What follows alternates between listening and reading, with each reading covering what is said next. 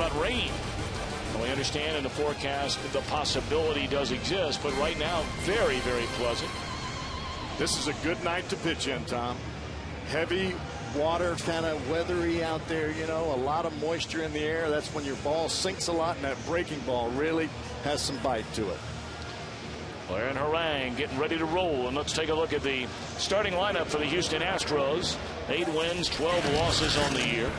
They'll go with the same group they ran out there last night. Matsui at second, Michael Bourne in center, Lance Berkman is at first base. And you see the numbers for Berkman against Aaron Harang. Not much from a batting average standpoint, but the 6 home runs. Carlos Lee, the cleanup hitter in left, Miguel Tejada at short with Hunter Pence, last night's hero for them, in right. And a ladder third of Jeff Blum at third, Ivan Rodriguez catching Wandy Rodriguez. No relation, by the way. Aaron Harang 2-2, the ERA at 2. Has allowed just 1 home run so far this season. Been mighty good. I think a lot of that has been because he's been able to change speeds with 3 different pitches and really 2 different breaking balls. He's changed speeds with his breaking ball, and he's changed speeds with his fastball. He's got a 2-seamer and a 4-seamer, using them both on each side of the plate, and he's thrown a few changeups every now and then, and not always is the changeup outside. Occasionally it's inside, and that can really fool the hitter. The Reds defense presented by Ford. Darnell McDonald gets the start in left field. Willie Taveras in center. Jay Bruce in right. Edwin Encarnacion placed on the disabled list before the game, so Jerry Hairston Jr. starts at third with a battery of Aaron Harang and Ramon Hernandez.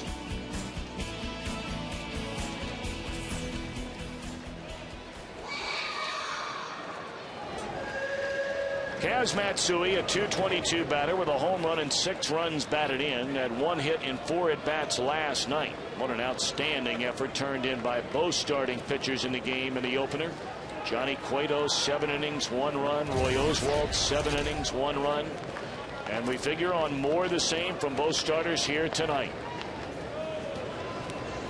Harang turns it loose, and it's fouled out of play, strike 1, and this game is officially underway.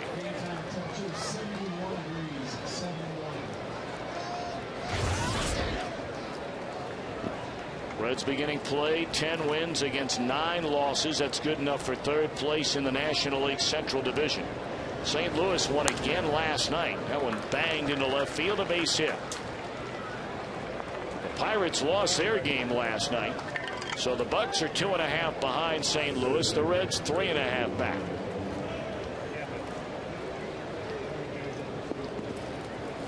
And here are those standings, brought to you by Honda. Cubs lost their game in Arizona. Danny Herron limiting Chicago to just 3 base hits. Brewers a game under, and you see the Astros 4 under. Now Michael Bourne. There goes a runner. Pitch taken, throw by Hernandez, and easily picking up his 3rd steal in 5 attempts is Kaz Matsui. That stolen base was on Aaron Harang. He gave a full leg kick. Watch Harang's leg come way up. When that happens, it's awfully difficult for a catcher to get a throw down there in a quick time.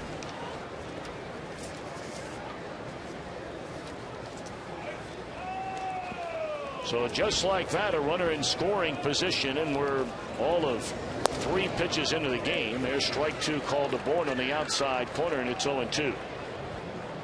And you can bet, Tom, that in that Houston dugout, they already knew the time that Aaron Harang takes to get the ball to home plate, and anything that's over a 1.3 seconds, they're going to run. 0-2 pitch, just miss the inside corner. For the Astros as a team, that's now 12 stolen bases. The only clubs early on in the National League with more than that. The league leader Colorado is 17. The Dodgers have 15. Pull to the right side. Bobbled by Votto, and it's going to cost him, and it'll cost him a run. Wow. That could not have been any uglier.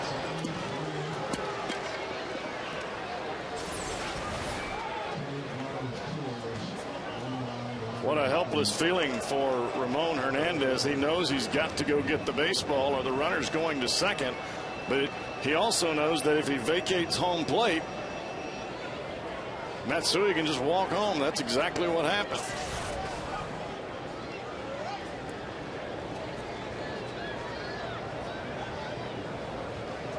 Well, they're not going to score it that way, but really that should be 2 errors on the same play by Joey Votto.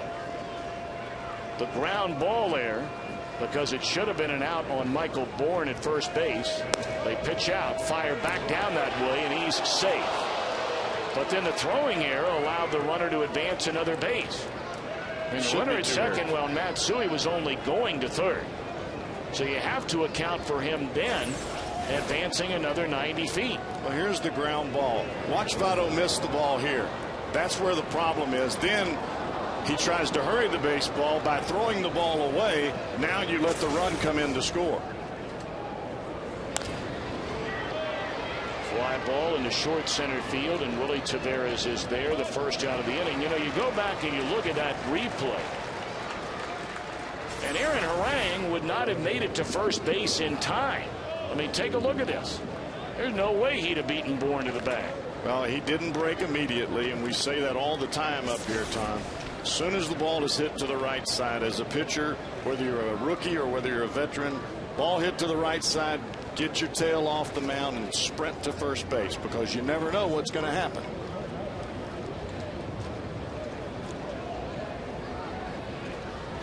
One out, one in, one on, and here's Carlos Lee.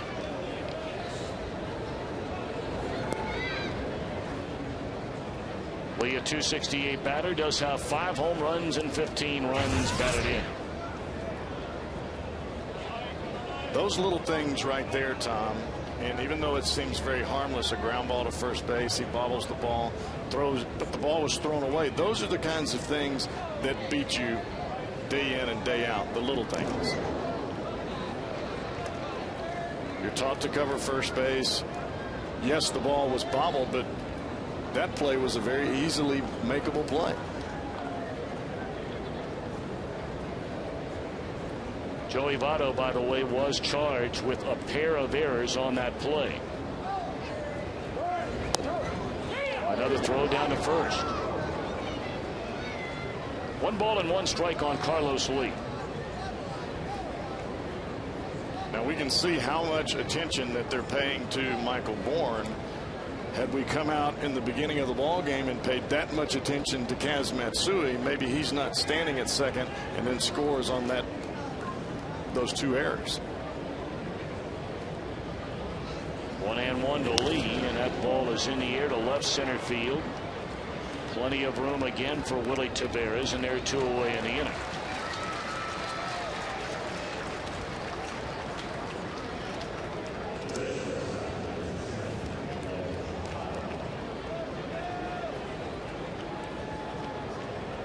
Can't be argued through the first 3 weeks of this season. The Reds have come up short as far as fundamentals are concerned with their team play. Not to say every play, not to say every night. I just thought as a whole they would play better defense. They've had some difficulty there. I think we knew they were going to be a little short on the hitting side until everybody got going, but defensively they've been a little bit short. When I say fundamentals, I don't mean just the defense and picking up the ball. I mean, how many times already this season have we seen a pitcher not get to first base in time? I mean, those are the things, Jeff, that, I mean, when you were a pitcher, you do that how many thousands of times in spring training? At least that many. But I mean, that's what I'm talking about. That, in my mind, that goes back to defense. You're on the defensive side of the field, and that's where you make plays.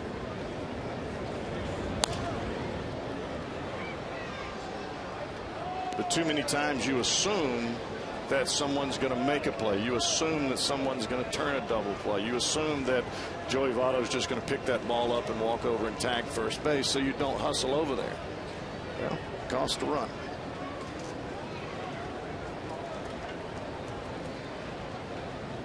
Oh, 2 on Miguel Tejada, who had a good night here last night. Had 3 hits and 4 at bats and scored a run. Scored one of those 2 runs. 3 total in the 9th inning off Francisco Cordero.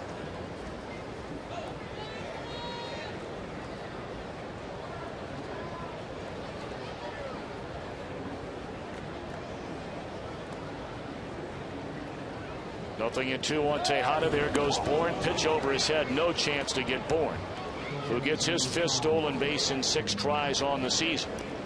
And there's really nothing Ramon can do. No. This is all on Aaron Harang. You see the knee come up, the hands come up, and even though the pitch is up, still has to reach for the pitch. And there's no chance of a throw there. Aaron Harang is just slow to the plate. That's just part of it.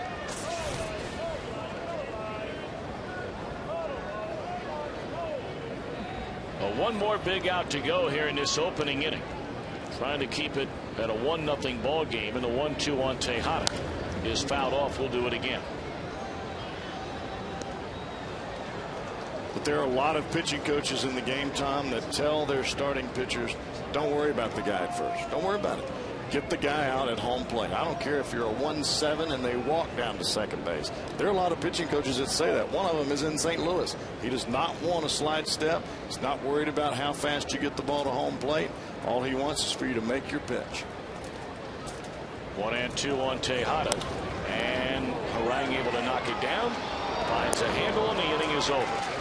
1 run, 1 hit, 2 errors, and a man left. The Reds come to bat trailing 1-0.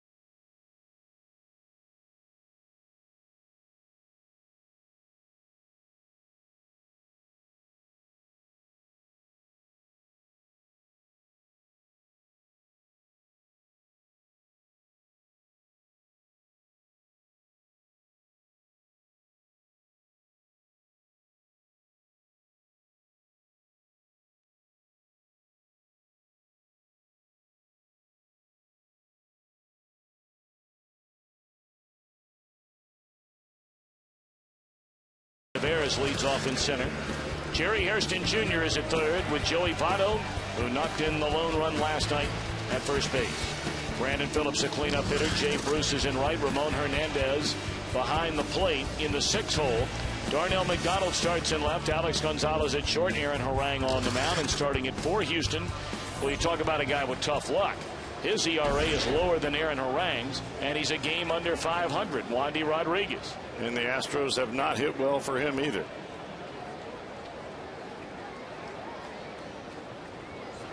Opponents batting a lofty 190 against Wandy Rodriguez through his first 4 starts on the year, and he has still not surrendered a home run. 0-1 to Willie Tavares. Willie at 254, had a hitless night last night. That one scalded foul, a ball and a strike.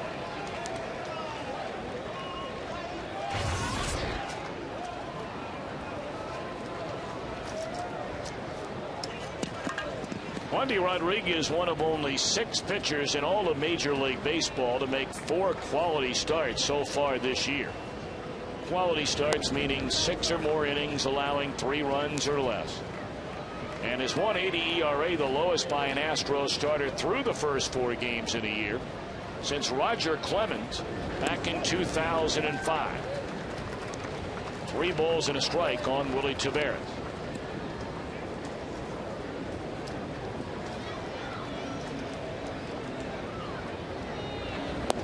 And that's a leadoff walk. So we'll see if Tavares can create some problems on the bases, much like Matsui and Bourne did in the top of the inning. Defensively for the Astros, we saw this group last night Bourne in center, flanked by Lee and Pence. Blum, Tejada, Matsui, Berkman third to first. Wandy Rodriguez, Ivan Rodriguez, the battery. How many defensive plays did we see Ivan Rodriguez make last night? 3, I think, that were they were big time plays. Jerry Hairston Jr. in the 2-hole tonight and looks at a strike.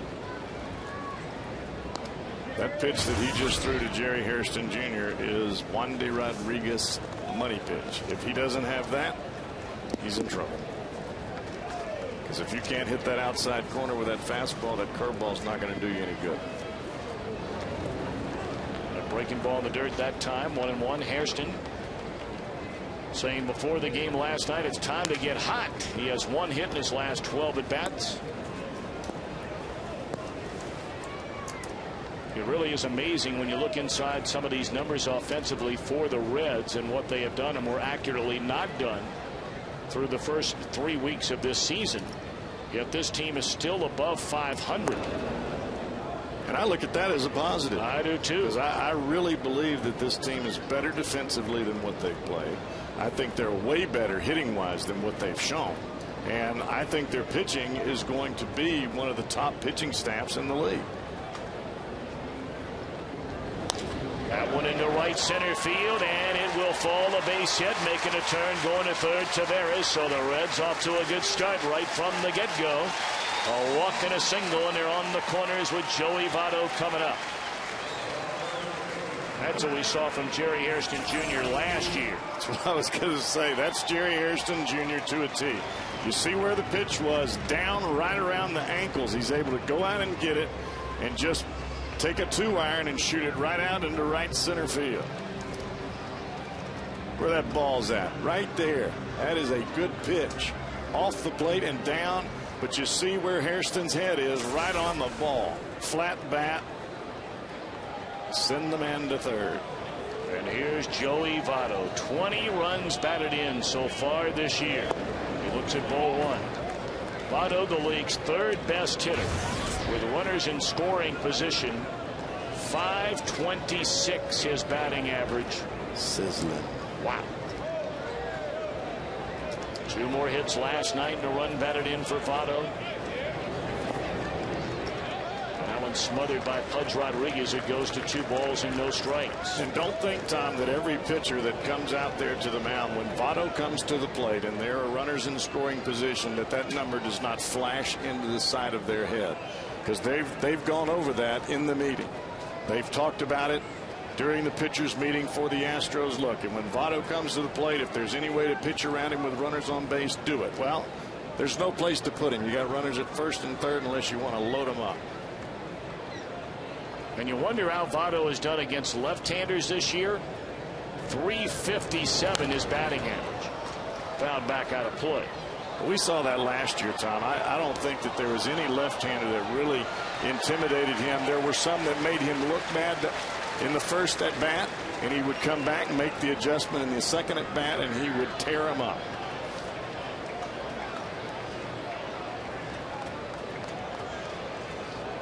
Two and 1 to Votto. Runners on the corners, none out. And that's ball 3. So now Votto thinking one pitch in one zone and let her rip. He does not want to get fooled on a breaking ball. He's going to look for a fastball away.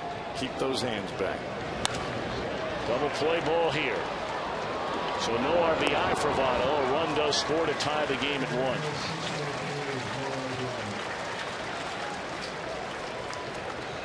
Joey not happy about that. But it does tie the game.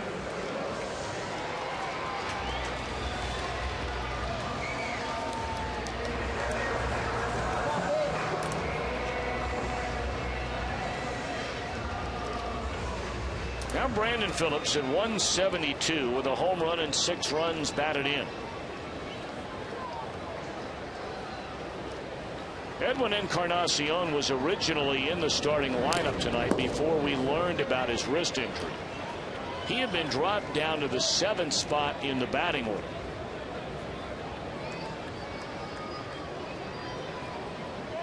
Brandon Phillips, right from the get-go, still penciled in the cleanup spot, and that certainly has been a hot topic among all Reds fans, particularly on the talk show circuit. It has been.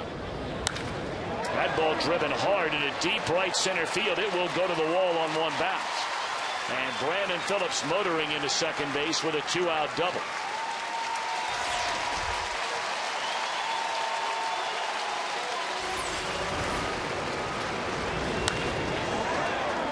He smoked that ball right there. A breaking ball out over the plate, and he hits it into the right center field gap.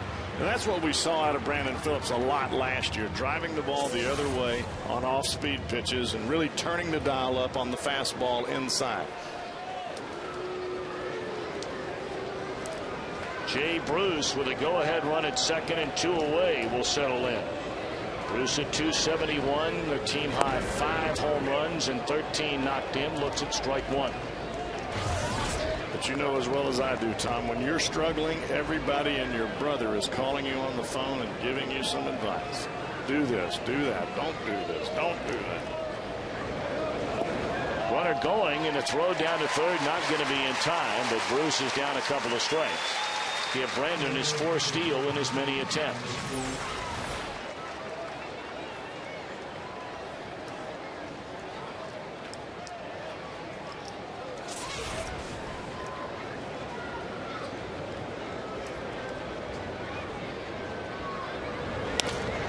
Pull to the right side. Berkman will feed Rodriguez, and the inning is over. But the Reds tie the game. They get a couple of hits and leave a man. 1-1 at the end of one.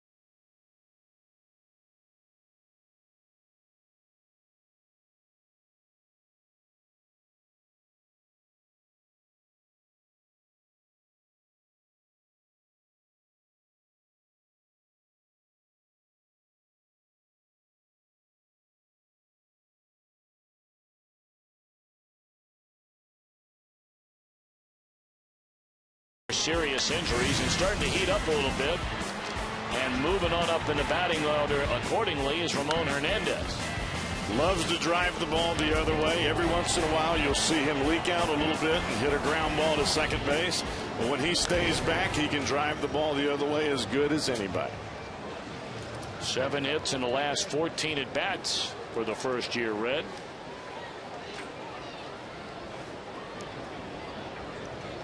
Been batting 7th most of the year, moved up to number 6 in the lineup tonight. So here we go in the second inning of a 1-1 game. Hunter Pence looks at a strike. Pence 2 hits last night, including that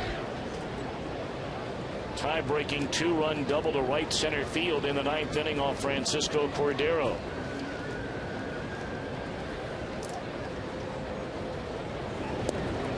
Good breaking ball by Harang, fooled Pence. It's 0-2. And that's what he's been able to do a lot, is change speeds on the breaking ball. This is not a high velocity breaking ball, but he takes a tad off, and look where Pence is, way out in front.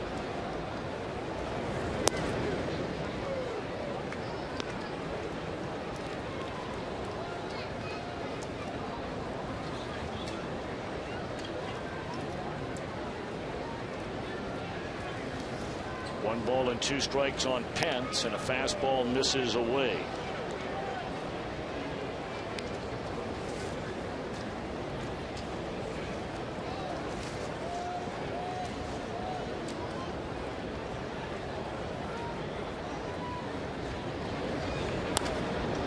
Slowly hit to Alex Gonzalez, and that is out number 1 in the Houston second inning.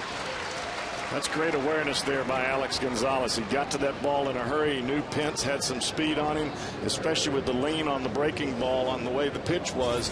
He was already headed towards first base. Gonzalez came and got the ball and made a great pick and throw.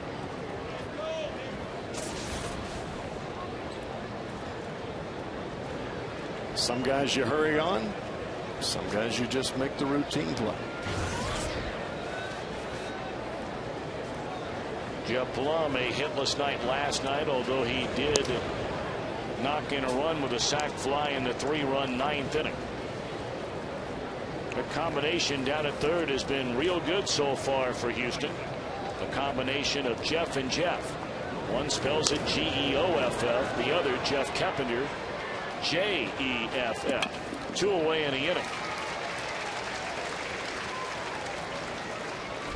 Well, you can catch all the excitement of Reds baseball in the Meyer family section here at Great American Ballpark. There's no alcohol permitted. Field level seating. A great place for your next family outing. For tickets to that area or any game, call 513-381-REDS or go to reds.com. A pair of quick outs here in the Astros second for Harang, and now it's Pudge Rodriguez. The home plate umpire, Fielding Colbert, had to come over and stop by the Reds dugout quickly. I think he had a problem with his mask, or did he get something to drink? I think he was thirsty. Get a little water, a little Gatorade. Whatever, Powerade, whatever it is they put over there. 2 down in the inning. And it's strike 1. You can understand that, can't you, Cowboy? Although more times than not, you're not necessarily looking for something to drink, but a little something to nibble on. Well, I have what I need. I have my Coke right beside me, and if I could get some free food, I'd be right in there. Free food? It has to be free?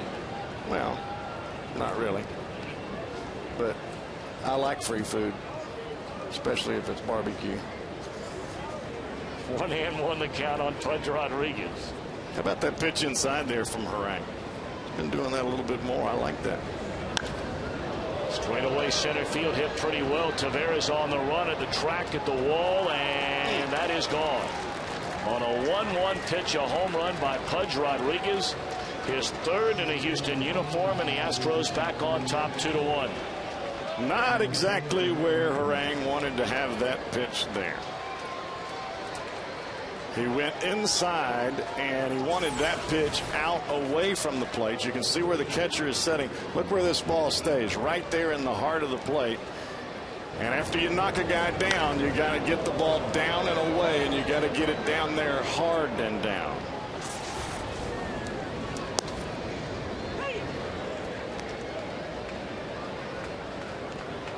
Strike 1 to Wandy Rodriguez. 0 for 7 as a batter so far this year.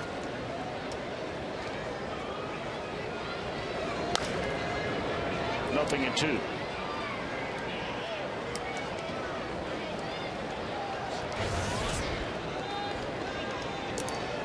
Reds trying to win the final 2 games of this series to make it an even 500 homestand after dropping 2 of 3 to Atlanta. Of course, this homestand on the heels of one of the best road trips in recent memory, winning 7 of 10. This will be the final out of the inning. But damage done with 2 gone. Rodriguez homers to give Houston a 2-1 lead.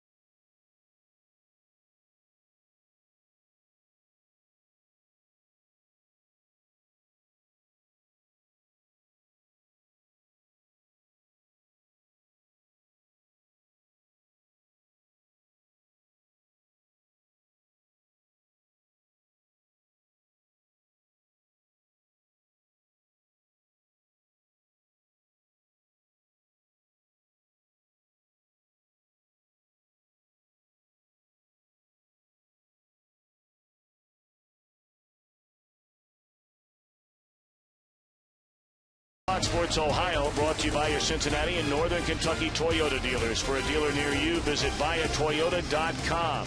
By JTM, food, family, fun. JTM. And by Jeep. It's a new day. Have fun out there. Jeep. Well, certainly having fun right now is that man, Adam Rosales. In case you missed the news, the Reds found a chip in the left wrist of Edwin Encarnacion before the game today. He was placed on the disabled list. And a man who is just absolutely tearing it up at AAA Louisville has been brought to the big leagues, Adam Rosales. The thing about it, Tom, is you wonder how much somebody can absolutely start out the season like that. But Rosales, .431 he was hitting down in Louisville. He's got 4 home runs. He had 15 RBIs. I mean, everything that you could do, he was doing in AAA. Rosales had 3 hits in Louisville's game last night. They had a doubleheader today. He played in the first game and had 2 more hits, and then found out he was on his way to the big leagues, made the short trip north, and now in a Reds uniform and available off their bench tonight. 1 ball and 2 strikes. Meanwhile, to begin the bottom of the second inning, to Ramon Hernandez. Houston out to a 2-1 lead.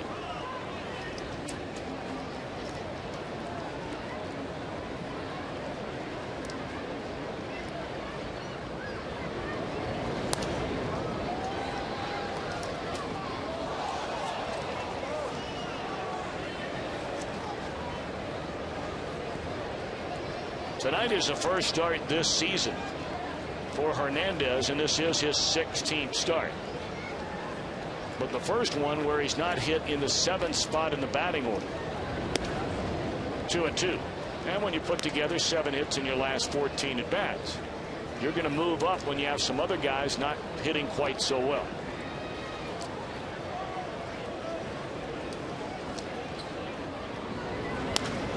Pulled foul, still 2-2. And really, Tom, the way his legs are when he was young, he was able to hit in the 2nd spot because he could hit the ball so well the other way. That's back when he was with Oakland.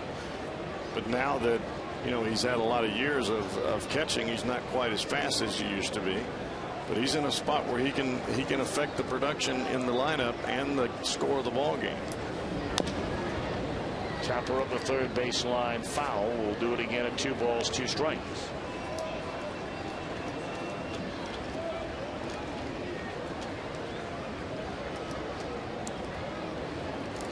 Talked about the Astros, winners of 10 in a row in this ballpark. The last time they lost a game in Cincinnati, September the 25th in 2007. It is the longest active road win streak by any team versus any opponent in Major League Baseball actively. And again, rolled over foul. But ever since his ballpark opened back in '03, the Astros are 31-15. And that is the highest winning percentage at .674 among all opponents with at least 5 games in this ballpark. And Hernandez making Rodriguez work. Not hitting the ball hard, but spoiling some good pitches. This has been a 9-pitch at bat. It's one of the reasons why he's hitting the ball so well, is he's seeing just about every pitch. All of those pitches that he's fouling off are pitcher's pitches. He's trying to get a pitch that's out over the plate that he can get the fat part of the bat to, and Rodriguez has yet to make a mistake to him.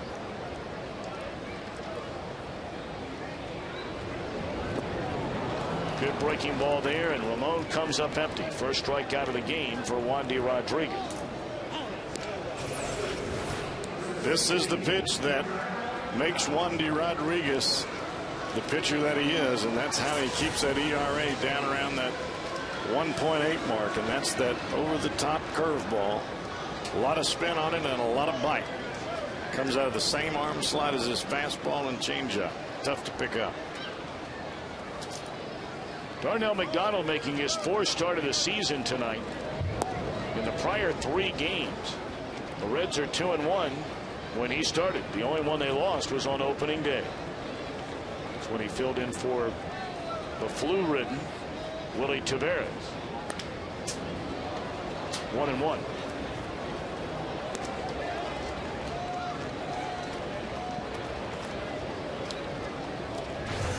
know, McDonald, you go all the way back to 1997.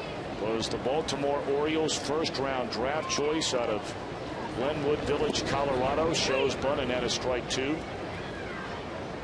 In fact, that high school has also produced major leaguers David Ardsman, Philadelphia closer Brad Lidge.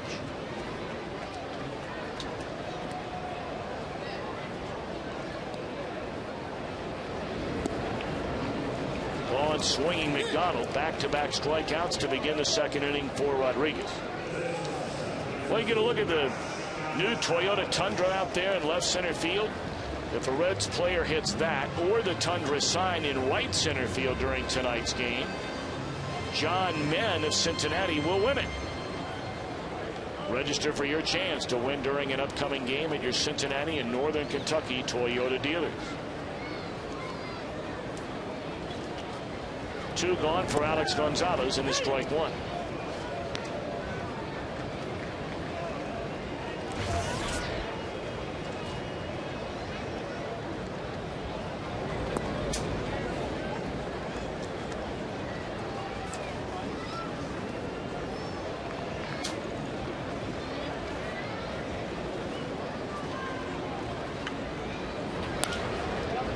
Pulled down to third, knocked down by Plum.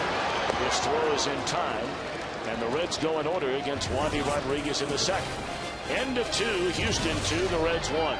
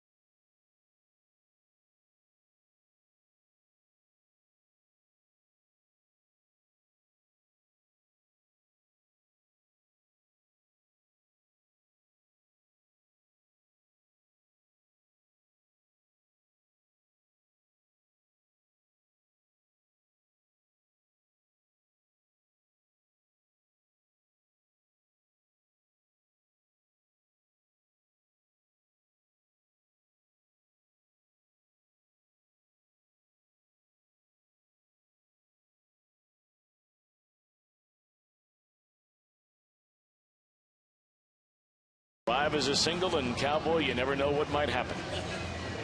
The first 20,000 fans in attendance receive a Reds t-shirt thanks to Chipotle. To get your singles night tickets, go to 381 Reds, 513-381 Reds, or go to Reds.com. Singles night. What do you think about that? I can't even remember what it's like to be single. How about you? Me either. I've got twice as many kids as you have. Yes, you do. I'm just fine. Top of the order for the Astros against Aaron Harang. They scored an unearned run against a Reds right-hander in the first inning. And then after the Reds scored in the bottom of the first, Devon Rodriguez blasted one just beyond the wall in the deepest part of right center field to make it a 1-run Houston lead. Matsui singled, stole a base, scored in the first inning.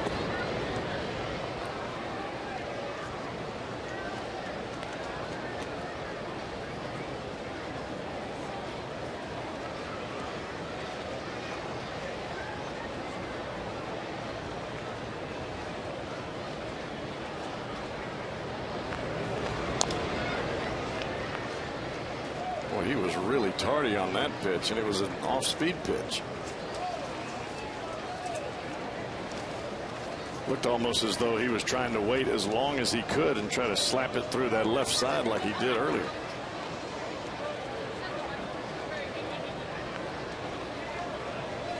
Two and one on Kaz Matsui, and he's tardy on that one and fouls it off of the third base line.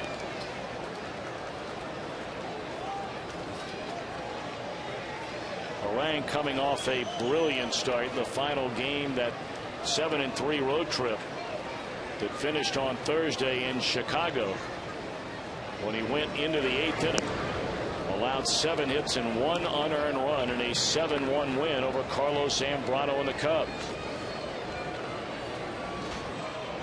It's as well as I've seen him pitch in a long time that day. Working. Struck out Matsui, and that's a first of the game for Mr. Harang. You've got a guy trying to slap the ball the other way in Matsui, so what do? You throw him the breaking ball inside, try to get him to pull the ball. Matsui couldn't even do that. He swings right over the top of it, and he goes back and gets a seat in the dugout.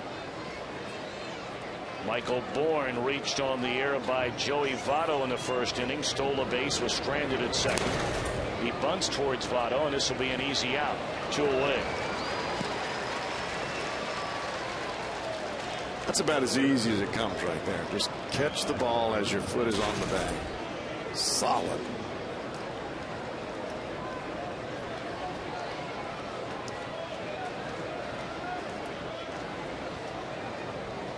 Here comes Lance Berkman. He flied out to Willie Taveras in center field. We talk so much about Berkman every time he comes to town, and then he gives you more reasons to talk even more about him. Unfortunately so if you're a Reds fan. Off the end of the bat down the left field line, McDonald giving chase, and he'll run it down to end the inning. So a quick 1-2-3 easy inning for Harang. He'll lead off when the Reds bat in the third, down a run.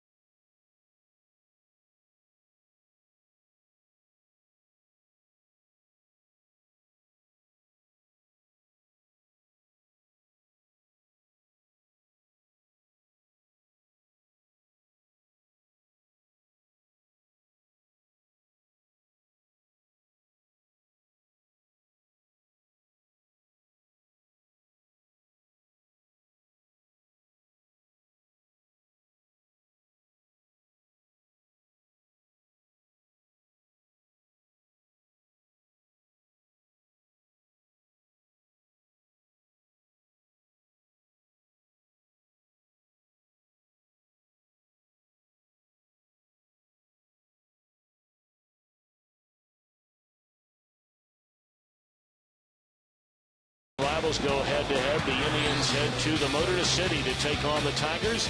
Others will see the Mets and the Phillies. It begins on a special time at 3:30 Eastern. Check local listings for the game and start time in your area. Aaron Harang hitless in his first 8 bats. He'll lead things off with the Reds down 2-1 and quickly behind 0-2. Willie Taveras next, and then Jerry Hairston Jr. Pudge Rodriguez allowed a walk and a hit to begin the Reds' first inning. That one on the ground at Tejada. And Harang retired. Votto knocked in a run, although not credited, of course, for an RBI when he bounced into a double play, scoring the tying run at the time. Phillips had a double, but Bruce retired to end that inning. And nary a man has reached since. 5 in a row set down by Pudge Rodriguez.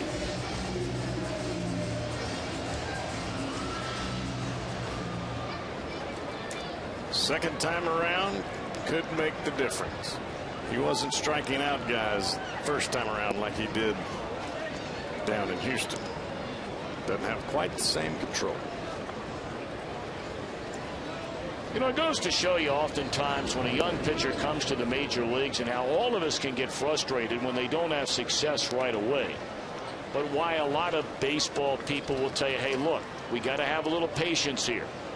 You may not want to hear it, but you look at Rodriguez as a prime example. He came up in 05, went 10-10, an ERA of over 5.5. They brought him back the next year, went 9-10 with an ERA of over 5.5. In 07, it went down to 4.5, but he lost 13 games while winning 9. And then last year, down another full run again to 3.5 while winning 9 times. So, you know, it's not everybody that if you show some patience, they're going to reward you. But it looks to be the case with Pudge Rodriguez. Blum, a diving play. And no! Out Tavares and a look from here like he beat it out. Kevin Causey, the first base umpire, set out. And Dusty Baker wants to talk it over.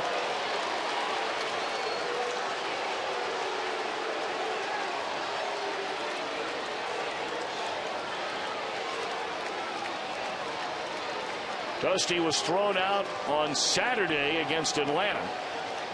First time all year. Let's take a look. It's a great play by Blum.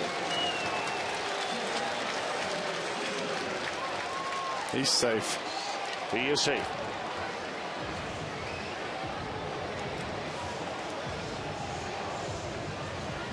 By the way, when the foot hits the bag before the ball goes in the glove, you're safe.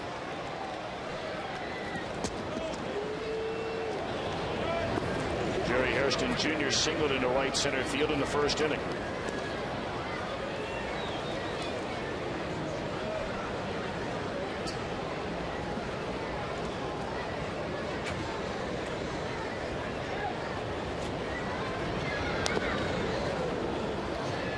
Jerry Hairston Jr. the first time up. This will show you how to hit Pudge Rodriguez. Take the ball that's away.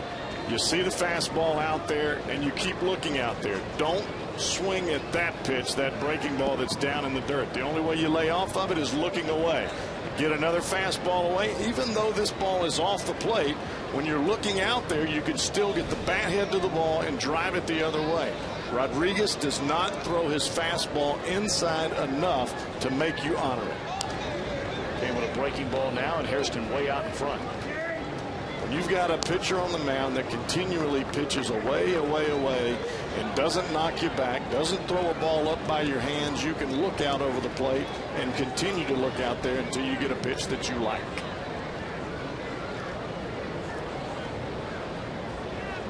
One-two delivery, and that one misses well inside, and that's a rare fastball he threw in. That's the one I'm talking about. That's what Pudge Rodriguez has to do to be successful.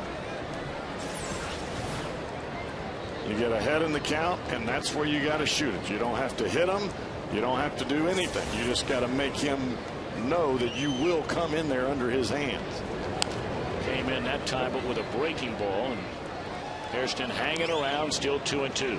And that's what he normally likes to do, Tom. He likes to come in with the breaking ball, but that's really not an intimidating pitch. You're a ball underneath your hands that's a breaking ball. Yeah, you may swing and miss it, but it's not an intimidating pitch.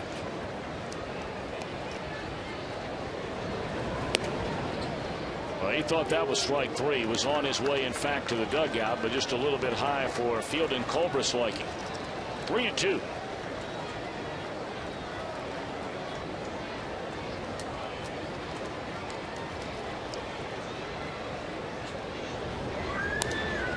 Came back with a fastball, and Hairston able to spoil it.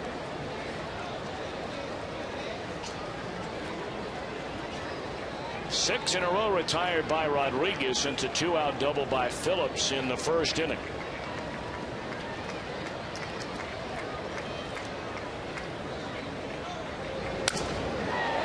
broken bat, one hopper to Matsui, and that'll do it. Back-to-back perfect innings for Rodriguez. Got the benefit of the call in the third, and his team leads 2-1.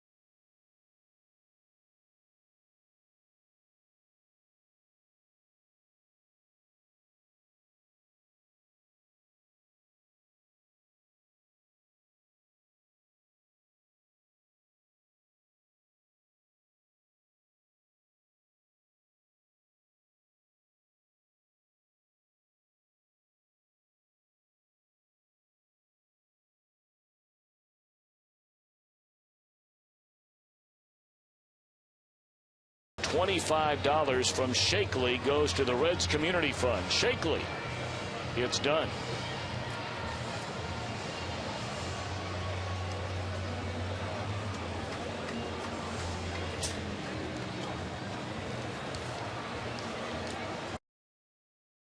Carlos Lee, Miguel Tejada, Hunter Prince coming up against Aaron Harang here in the fourth inning. An unearned run against Harang in the first inning, a solo home run by Rodriguez in the second. And then Harang had a perfect third inning. Strike one to Lee, flat out to center, his only time up tonight. Keep him in the big part of the park.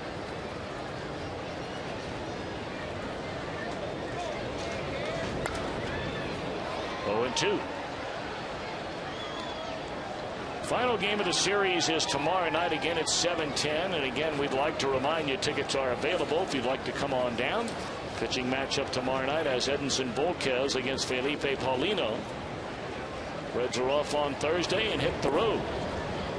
3 games in Pittsburgh, followed by 2 in Florida, and then Cowboy right back here a week from tomorrow against the Milwaukee Brewers. That next homestand for the Reds has Milwaukee and then St. Louis in for 3. The first meeting against the Redbirds. A sinking liner. Good jump on that ball by Darnell McDonald to run it down. 1 away. All righty. Trivia question time. What Reds pitcher no hit the Houston Astros on April the 30th, 1969?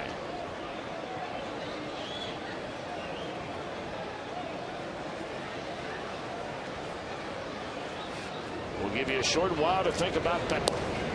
Breaking ball on the outside corner of strike. Miguel Tejada bounced out to Aaron Harang, his only at bat in the game.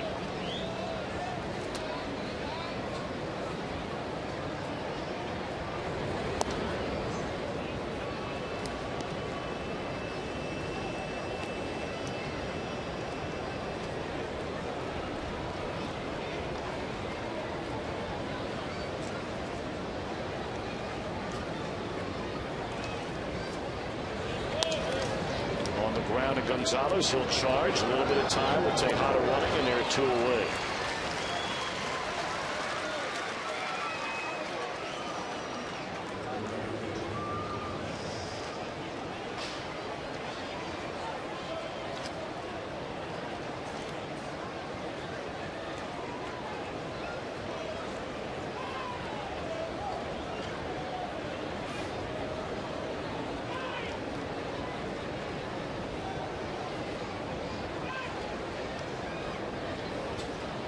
Hunter Pence with 2 out and nobody on. Reds trailing by a run. On the ground to Gonzalez. He'll cut it loose this time. And it's picked out of the dirt by Votto. So back-to-back perfect innings for Harang, who has set down 7 in a row. A 2-1 game. Here's a special look at what will be one of the biggest films of the summer. X-Men Origins Wolverines in theaters May 1st.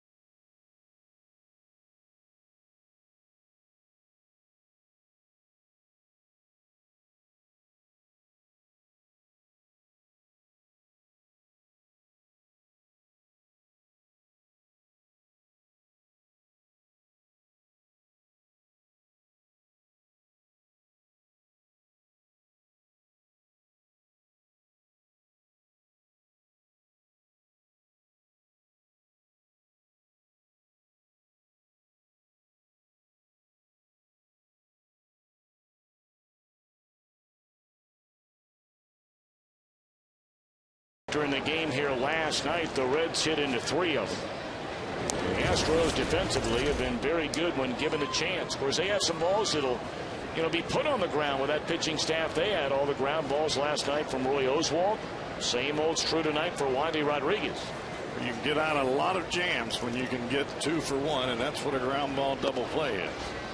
They got one already tonight off the bat of Joey Votto, and that was a big double play. Reds had runners on the corners with nobody out. Their best hitter at the plate, and he hit a rocket right at Tejada. 2-1 to Joey Votto. Heart of the order here. Votto, Phillips, and Bruce with the Reds down 2-1.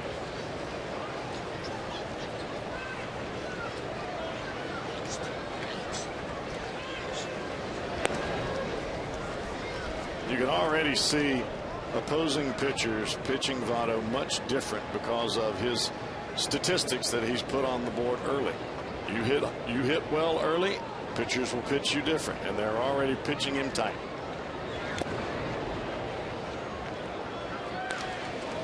Three and 2 now on Votto.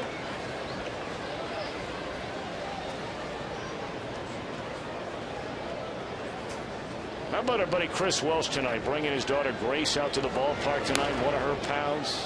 And her just dad and the girls tonight at the old ballpark. And her friend Abby. You got it working. Tell you, Grace looks like a ball player. She's got that sweet black glove, but that pink. I like the pink trim. Yeah, that's nice. I'm big on pink trim. There's ball 4 outside to Joey Votto.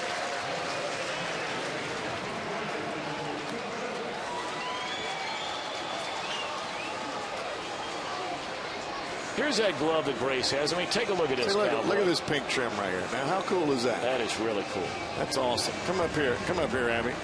She's got the traditional black trim on hers, but the pink, with the girls' glove, that's pretty cool, I think. Really cool. You she even plays, got both these girls will play softball. You got the Velcro there, huh? That's nice. I'm totally digging it. Have fun tonight, ladies. Can I play on your team? I'm too big, probably, huh? And your boy. Yeah. Oh, well. You might be able to hit the pitching in that league. Oh, so what are you saying? I'm not saying anything. We'll see. Leadoff man aboard for the Reds here in the bottom of the fourth inning. Brandon Phillips doubled to right center field, his only at bat tonight. Who can hit who, huh?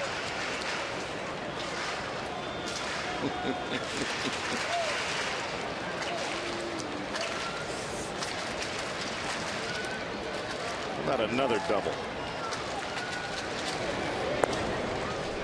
And there's strike 1-1. Of course, we have a new member of the Fox family. Fox Sports Ohio editor Rob Overberg and his wife Jennifer had a baby boy today.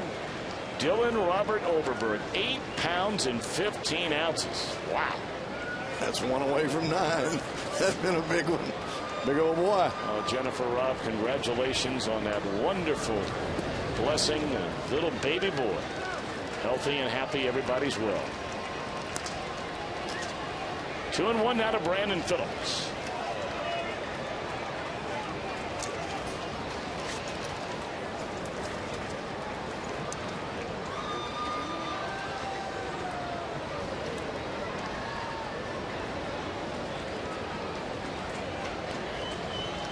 Two-one delivery.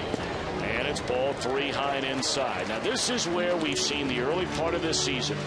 Brandon Phillips trying to get that batting average and get the numbers and get in a groove where everybody expects him to be, get a little jumpy and swing at a pitcher's pitch.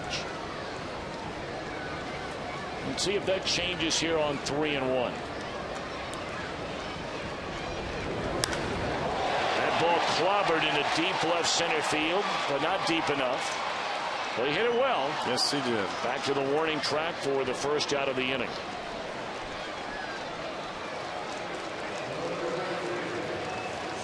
Let's answer that Aflac trivia question now. Of course, this is the front end of one of the most memorable back-to-back days in the history of baseball.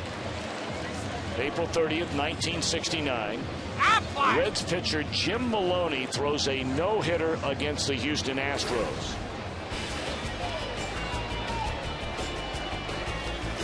Jim Maloney, one of the all-time great Cincinnati Reds. He's in the Reds Hall of Fame. But what makes it interesting is not only did he make Major League history by throwing a no-hitter, the very next night, the Reds got no-hit by Don Wilson of the Astros. Can you imagine that? No.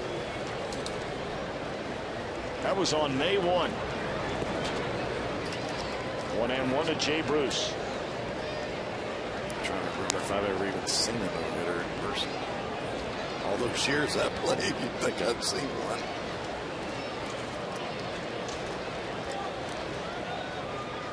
One and one to Jay Bruce with 1 on and 1 out. And Bruce broke his back, fouling it off out of play first base side. I will say this for Brandon Phillips, the first 2 ABs that he's come to the plate tonight, he looks much more comfortable, much more aggressive, which is what I like. And he's driving the ball to center field and to right center field. He didn't pull off of any pitch.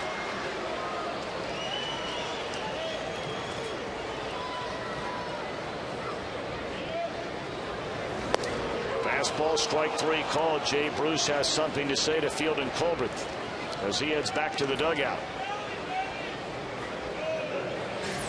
That lefty on lefty, that's a tough pitch, especially this one that's cutting that way. It's not where the catcher catches the baseball, it's where it crosses the plate, and that may have crossed the front corner of the plate, and by the time it got into Pudge's glove, it may have looked or appeared to be a tad outside. 3 strikeouts, 2 walks, 1 run, 2 hits so far. The numbers for Wandy Rodriguez through 3 2/3 innings. And Ramon Hernandez pops it up to the right side of the infield. That will do it in the 4th. We go to the 5th. The Astros still lead 2-1.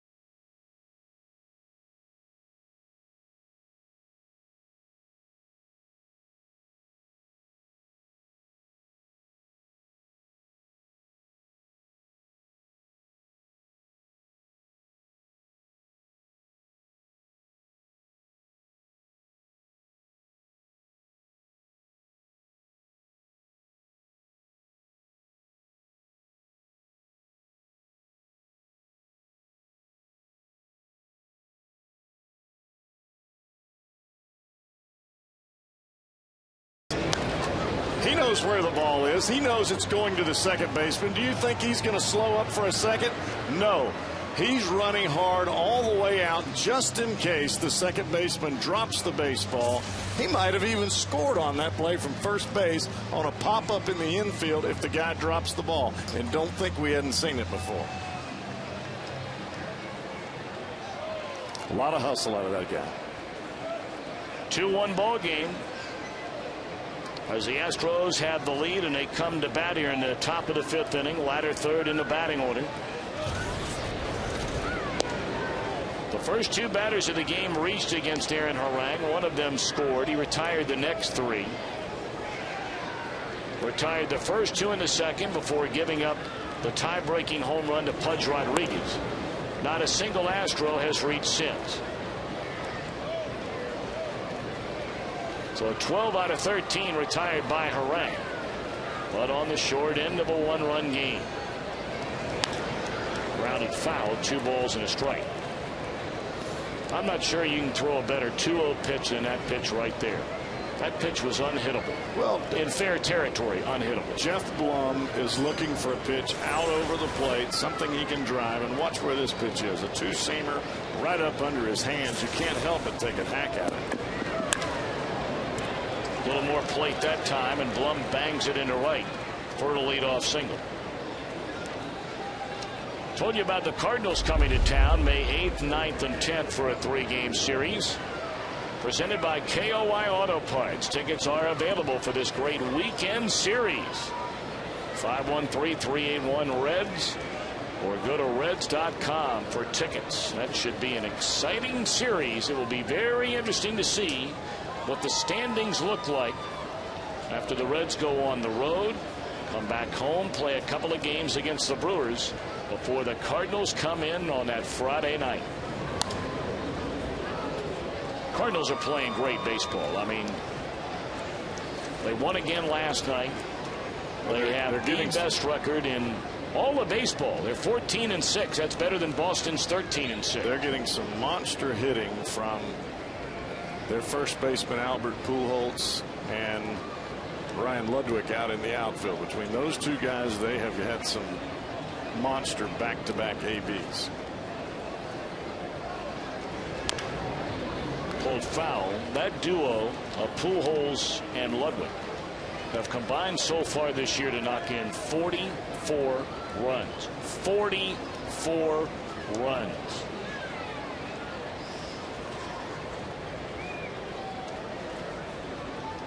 That's more tonight than the 3, 4, 5, and 6 hitters combined in the Reds lineup from 2 guys. Now, it won't be that way at the end of the year, but that's the kind of start they're off to. And remember, Votto is on the heels of Pujols. It's more than the whole team if you take Votto out of it. Let's be honest.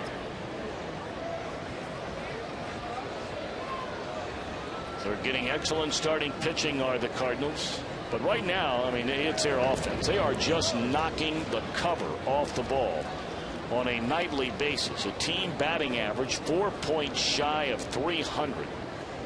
They have scored 118 runs so far this year, the most in the National League. And if you wonder, comparatively speaking, 118 for St. Louis. The Reds have scored 72. Houston has scored 70. Big time differential. So that should go back to show you how well the Reds have pitched when it's been crunch time, when they have had a lead, because they haven't had any leeway. They've had to pitch excellent to be where they are, above 500 at 10-9. They win the ball game tonight. They're 2 games above 500. Hammered into left field, and that ball is up against the wall. On his way to third is Blum as it's bobbled around by McDonald, and no throw home and nobody at second base. So the Astros now lead 3-1. Not sure what happened out there in left field after it came off the wall. Let's take a look.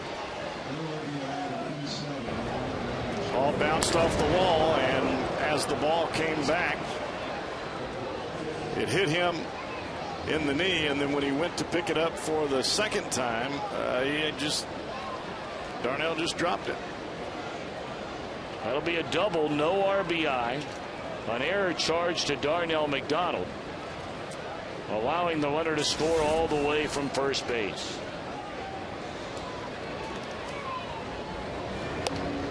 Bunted foul by Pudge Rodriguez.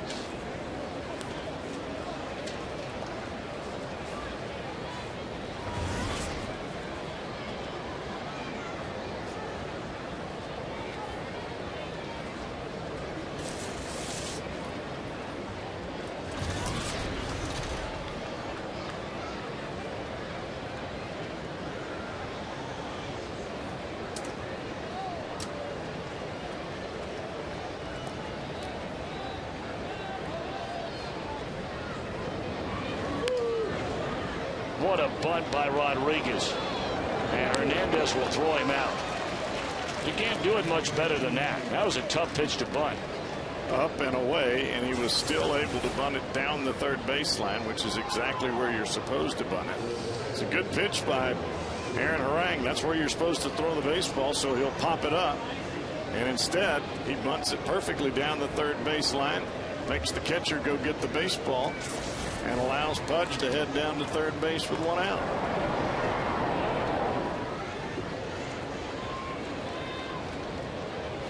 For the Reds, that's now 18 errors they have committed so far this year.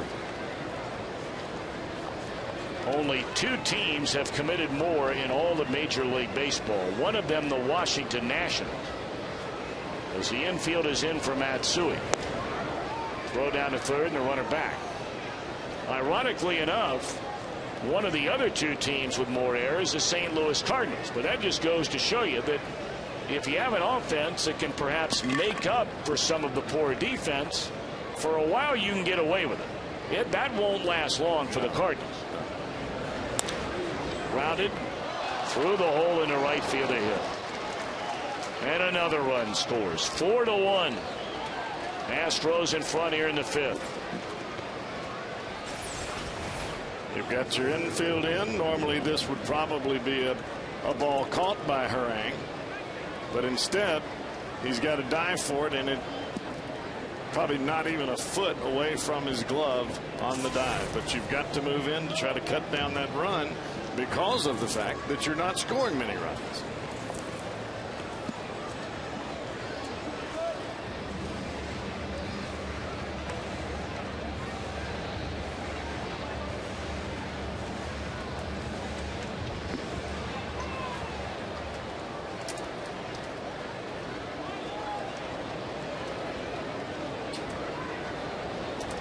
The runner at first, still only 1 out in the inning. And the batter is Michael Bourne. Matsui stole second base, you may remember, which led to a run in the opening inning.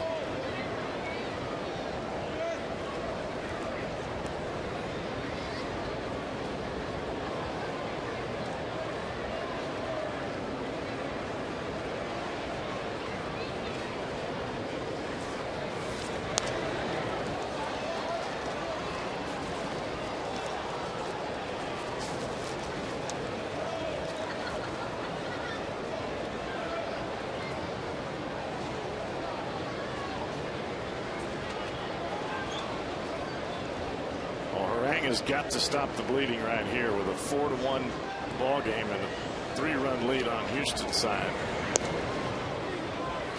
Can't very well allow anything else at this point.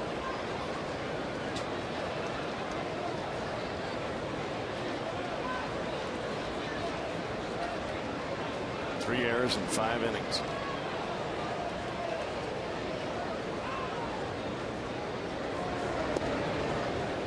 Breaking ball in the outside corner. 1-2 now on Michael Bourne.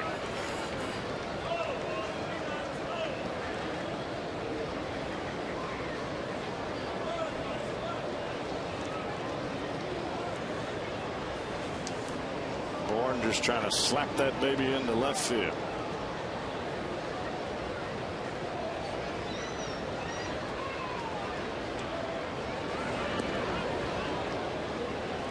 even now 2 balls, 2 strikes. Each team with a run in the first. Rodriguez broke the tie with a home run in the second. And now a 2-run 5th inning for the Astros to stretch the lead to 3.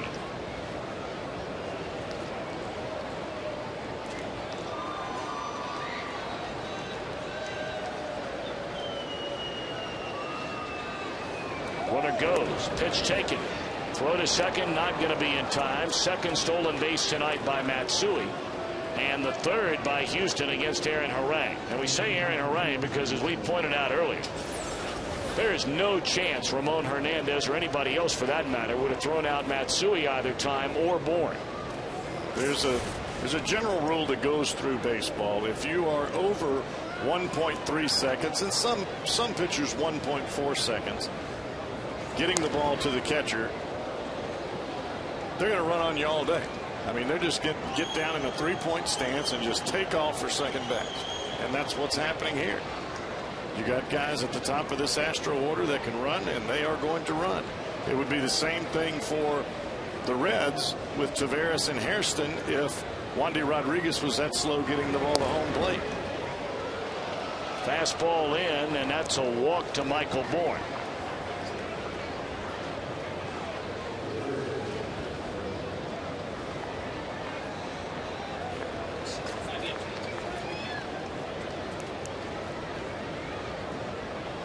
Well, the inning began with a single by Blum. He scored all the way from first on a double and an error by Darnell McDonald in left field.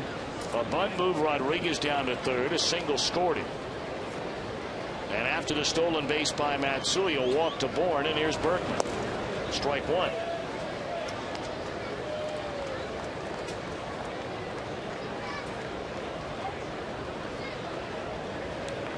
Up until this 5th inning, Aaron Harang had been on cruise control, retiring 12 out of 13 coming in to the top of the 5th. A ball and a strike on Berkman. For the pitch count, very, very good for Harang. But the Astros have scored runs in 3 of the 5 innings against him tonight, and that's thanks in part to some sloppy defense. 1-2 now on Berkman.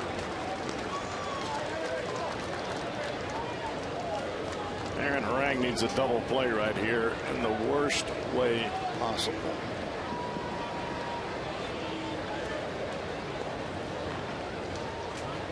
One ball, 2 strike pitch to Berkman. And it's in the air left field, tailing away from McDonald, but he'll track it down for the second out of the inning.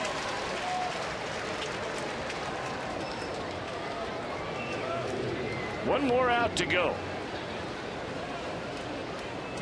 There is activity in the Reds bullpen. Mike Lincoln begins to throw. Harang's spot is due up third in the bottom of this 5th inning.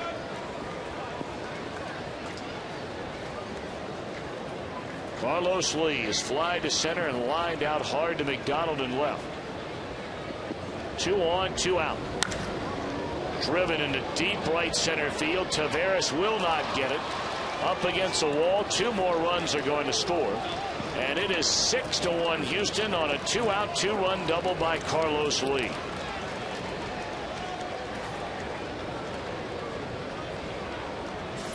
Fastball trying to go down and away. Left it over the middle third of the outside part of the plate, but the problem was the ball was up about mid-thigh, and for a big man like Carlos Lee, that's a cookie just waiting to be devoured.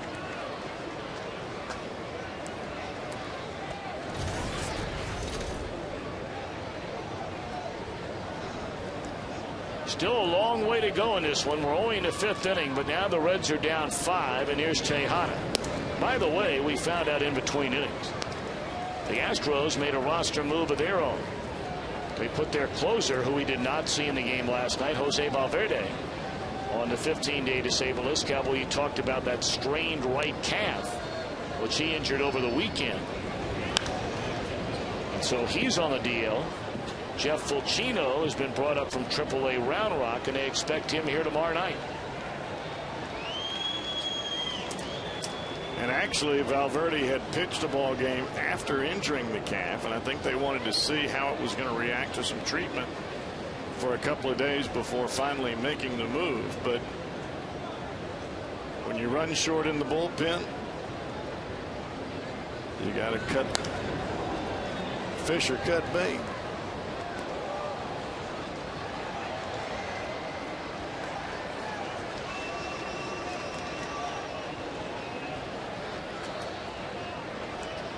A ball and 2 strikes on Miguel Tejada. It's been a lengthy 5th inning for Aaron Harang. And this is not what the Reds can do to win ball games. You give up big innings, especially when you're not scoring.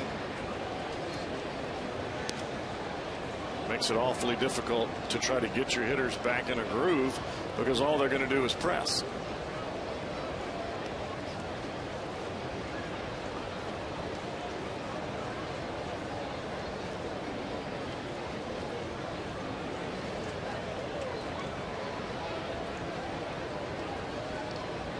A ball and 2 strikes on Tejada, and Harang bringing it.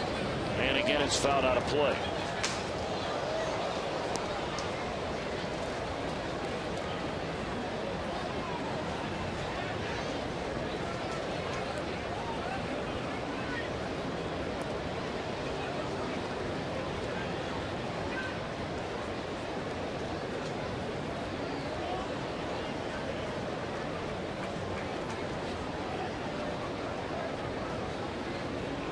Trying to end this 5th inning, and that one is high and tight. Did he go around? They appeal, and no, says Kevin Causey.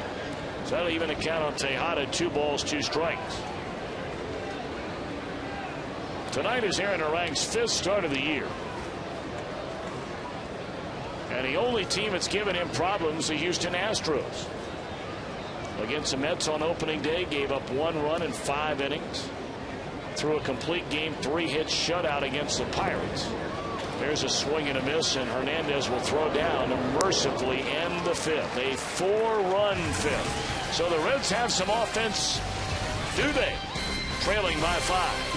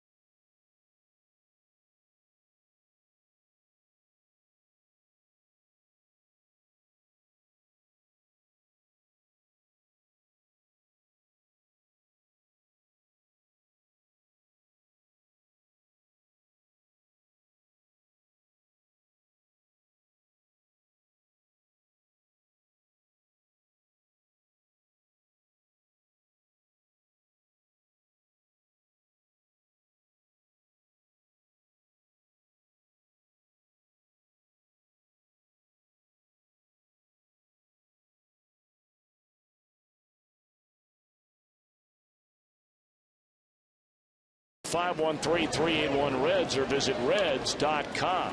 Boy, it is nice up there. That's big time. Very, very nice. Goes down the first base line, and now with outdoor patio-like seating over there. You can sit inside or sit outside. Reserve a table. Very nice. Or you can just go in there and just crush food. I've seen them do it. belly up. I'm telling you, they got about 4 or 5 buffets in there, man. It is solid. Well, the Reds certainly need to get to work offensively. They have managed 2 hits, and both of those came in the first inning. Darnell McDonald is out on strikes, the 4th of the game by Wandy Rodriguez. You see the outs and how they're distributed so far for Wandy Rodriguez. Second start, he has dominated the Reds.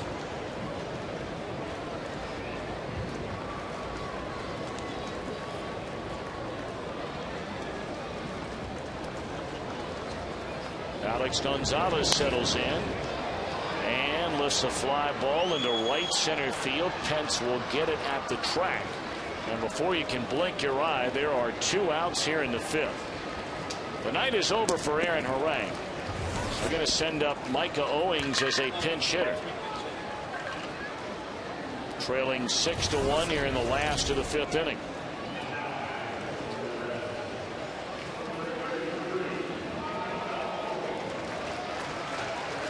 So not the kind of night we figured from Aaron Harang.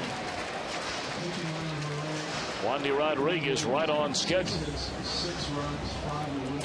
Well, maybe Wandy will throw him a first pitch fastball in the middle of the plate, and he'll hit it about 100 miles.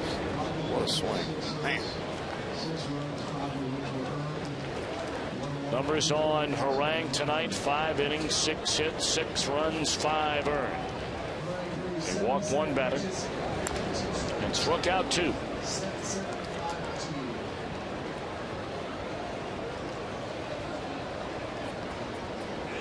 Harang's next start will come down in Florida after the 3-game series over the weekend against the Pirates. When you throw in the off day on Thursday, Aaron will start the opening game against the Marlins on Monday night. And gone swinging Owens, and that is that in the Reds' 5th. Hitless since the first of the Reds, and they trail 6-1.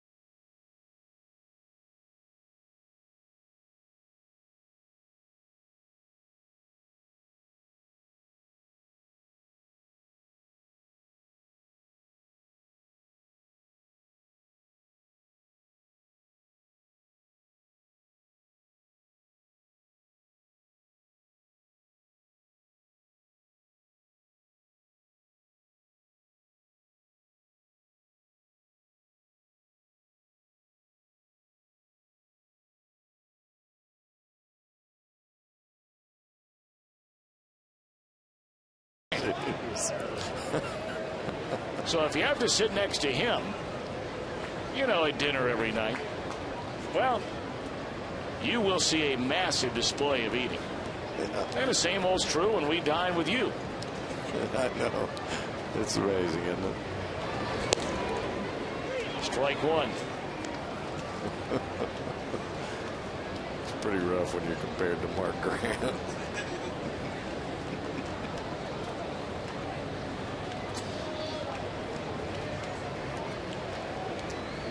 We'll look forward to seeing Matt Vasgersian when we head up to New York this summer. Here's the 0-1. Fooled badly on a breaking ball from Pudge Rodriguez, who's had a good night. He broke the 1-1 tie with a home run to right center field in the second inning. After getting knocked down, I might add. Stayed in there and drove that ball the other way. Then he knocked in a run, although not given, I beg your pardon, he was not given credit for an RBI after that error by Darnell McDonald. This time he bounces into a double play. And that's all for the Astros in the sixth. Top of the order coming up for the Reds in the bottom of the inning. Trying to get back in it, trailing by 5.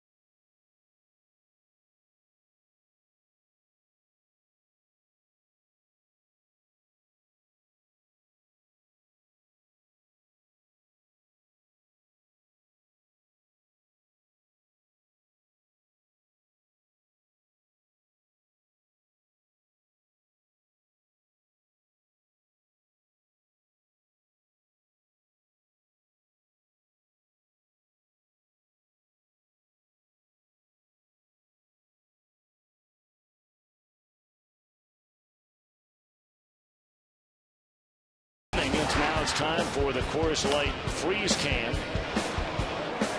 Willie Taveras unquestionably safe on this play in the third inning, but was called out by the first base umpire Kevin Causey. He'd have been aboard with only one out in the third, and at the time the Reds were down a run. The Coors Light freeze can is brought to you by Frost Brewed Coors Light. Been a frosty night offensively for the Reds.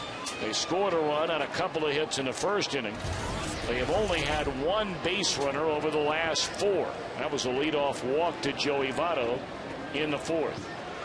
I think for the Reds to really start putting some things together, it can't be about an individual doing it all. It can't be all Joey Votto. It can't be all Jay Bruce. You just have to have base runners. Guys have just got to start getting on base any way that they can. And then when it comes time for a guy to get a big hit, he's got to produce. Every single batter that goes up there thinks all the weight is on them. Doesn't work that way.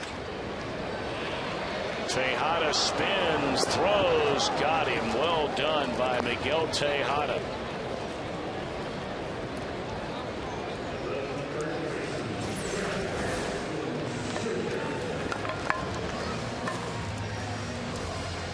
You know, in spring training over the last couple of years, you frequently hear about one player or another, you know, getting a little long in the tooth, can't do this anymore, can't do that. And we've heard some of those things about Tejada defensively. Well, now, we don't see him play every day, but I tell you what, Jeff, I mean, for the most part, it seems like he makes just about all the plays. Well, he had good range there. Nice pirouette with perfect balance, and he threw the ball on the move. What else are you going to ask your shortstop to do? Well, he's not going to win a Gold Glove, but that doesn't mean he's a bad defender. That is a fair ball off the glove of Blum, and on his way to second base is Jerry Hairston Jr. He has 2 of the 3 hits tonight for the Reds. Well, we talked earlier about his ability to hit the ball and the game plan that he had against Pudge Rodriguez. You look away, you don't worry about the ball in, and sure enough, he gets a pitch that he wants out over the plate and jerks it right down the line.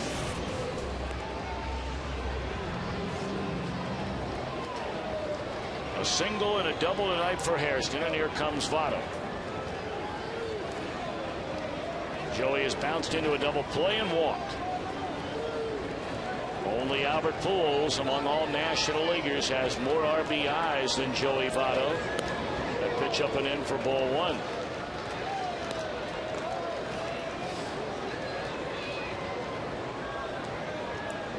Brandon Phillips has swung the bat much better tonight.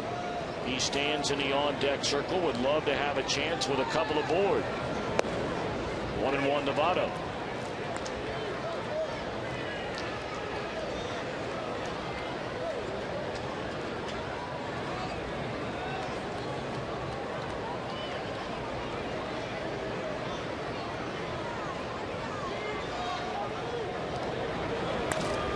Off the end of the bat, a sinking liner into the middle, Bourne for the second out of the inning.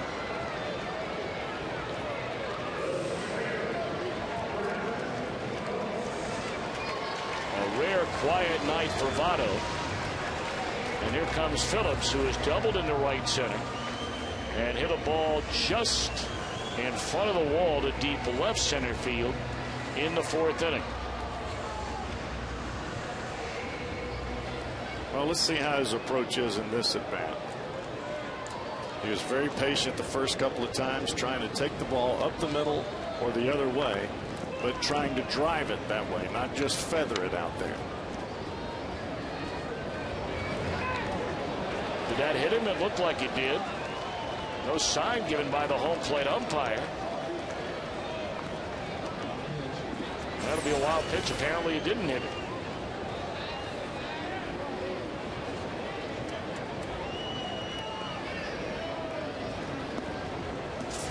Whatever he did, he blocked Pudge Rodriguez from being able to see the ball because it hit off Rodriguez's chest protector and went to the backstop. Runner at third, 2 away. Reds down 5, batting in the 6th. Their breaking ball is up and in. Count goes to 2-0.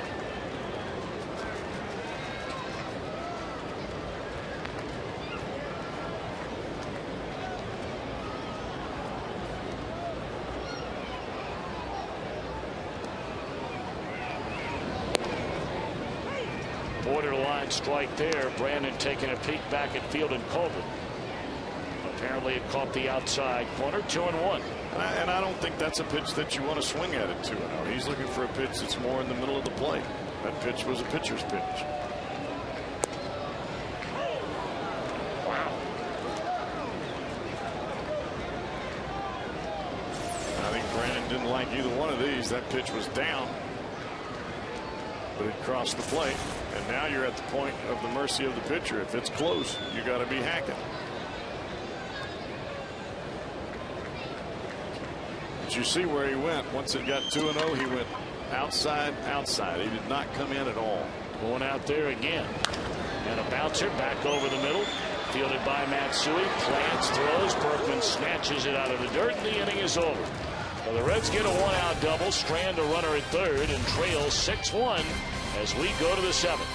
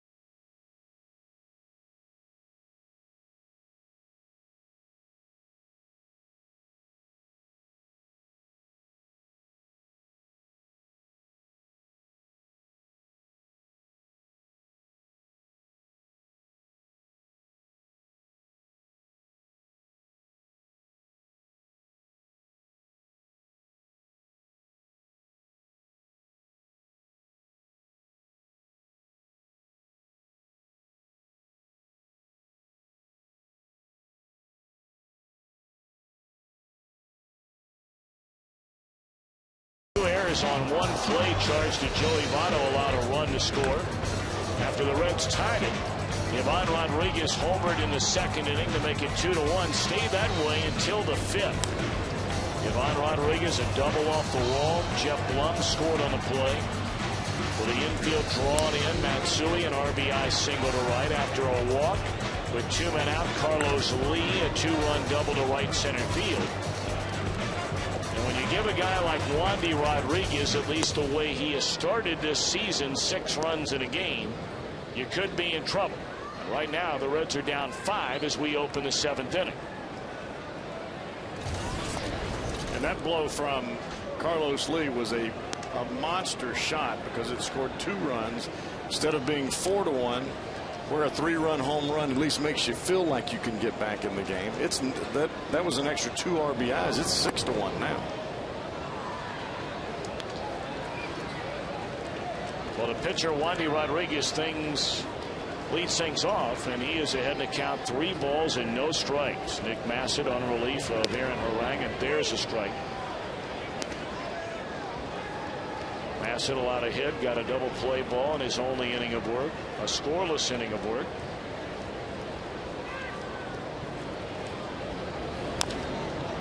Three and 2 to Rodriguez. He'll be followed by Matsui and then Bourne.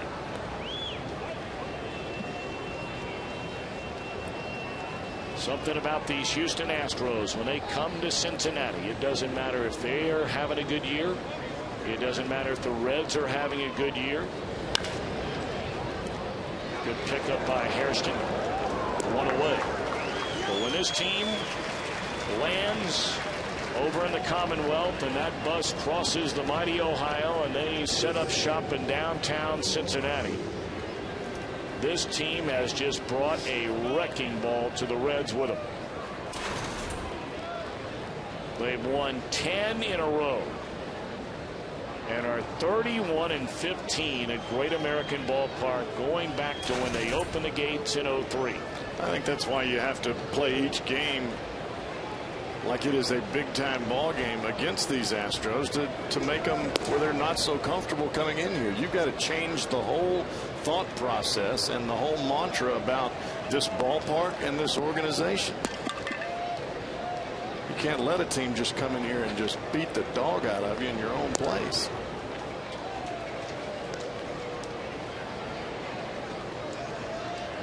And unfortunately, many of the games that have been played between these two teams in this ballpark are very similar to the kind of game we're watching here tonight. I mean, they have won 16 of the last 17 games on the Reds' home field. Started in September 2007. They did not lose a game here all of last year.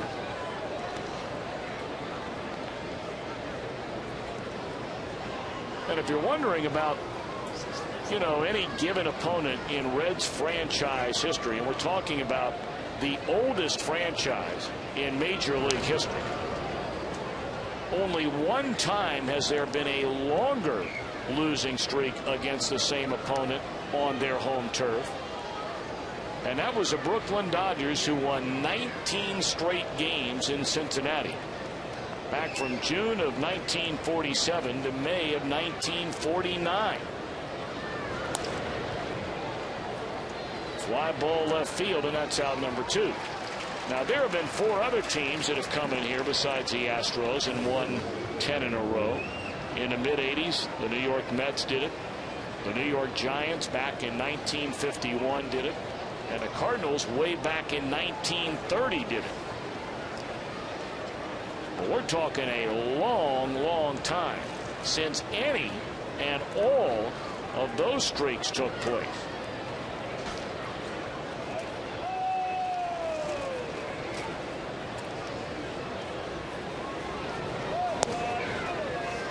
Strike 1 to Michael Bourne.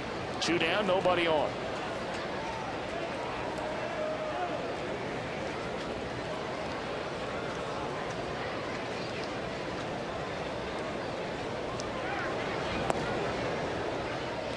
Well, I think there was a big precedent set early in this ball game as to who was taking it to who. As soon as they got their first runner on first base, he took off for second.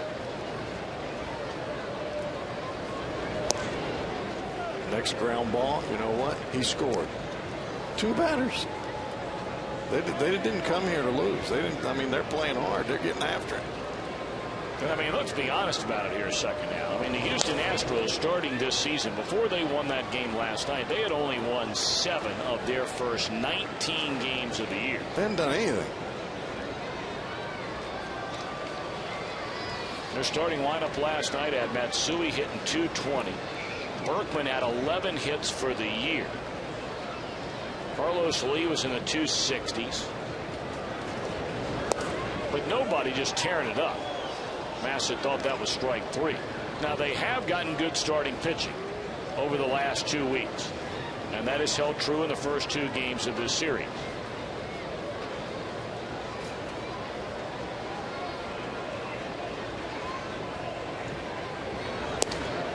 There's ball 4 to Bourne.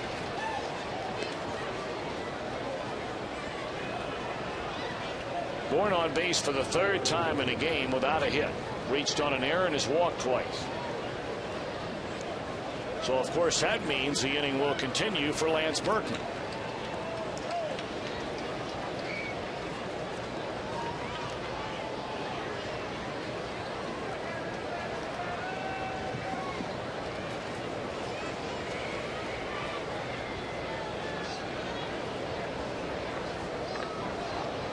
Berkman 0 for 3 is fly to center and twice flied out to left. And a fastball misses inside for ball 1.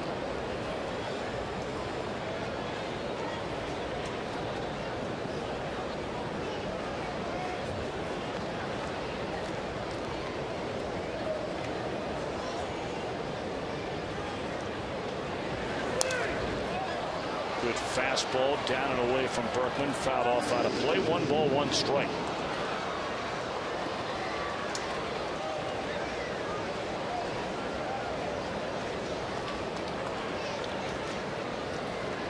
Berkman with a legitimate chance, if he stays healthy, to break every franchise record that there is offensively in the Astros organization. Of course, you're talking about a team that, you know, had Craig Biggio, a future Hall of Famer. There's a stolen base attempt and a successful one. That's the 4th of the game for the Astros. 2 by Matsui and 2 now by Bourne. Watch where Bourne slides as he comes into second base. He slides towards the outfield side of the bag. It takes just that split second longer to tag the runner. Watch where he slides here. Outside of the bag. Gets his hand right in there. You slide to the outside. It takes a split second longer to get the tag down. Bourne is safe.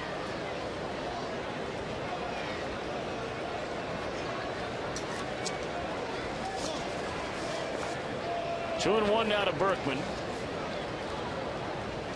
Berkman is 33 years old. He is already 2nd in franchise history in home runs, 3rd in RBIs, 3rd in walks, 4th in total bases, 5th in hits, and 5th in doubles. Now, he's got a ways to go in some of those categories, chasing fellas like particularly Biggio in just about every category. Bagwell, all the great years he had there, including winning an MVP. But Berkman off to a slow start this year, but not showing any signs of slowing down as far as his overall game is concerned. I mean, next time we see him, he'll probably be right where he should be, average wise, home runs wise, RBIs wise, which pretty much means 30 or more home runs, well over 100 or more RBIs at the end of the year. And that bodes well for the Houston Astros because he is a strong, strong finisher. Pulled foul, still 3 and 2.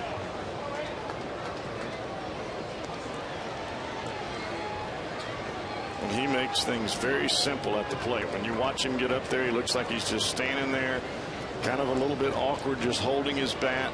As the pitch comes, he has that small amount of internal rotation with that front hip, and then he lets it fly. All he needs to do is get the timing down, and once he does that, then he's ready to go. And another walk. Back-to-back 2-out walks issued by Massett. So here comes Carlos Lee.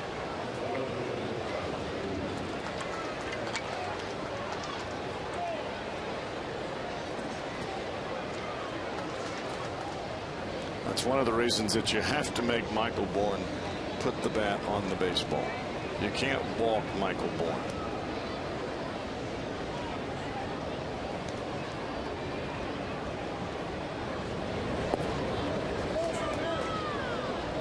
You're better off throwing a pitch right down the heart of the plate to Michael Bourne and making him swing the bat. You got a better chance of keeping him in the ballpark and letting him hit it in the air, somebody catch the baseball, than you are having to face Berkman and Lee back-to-back fashion.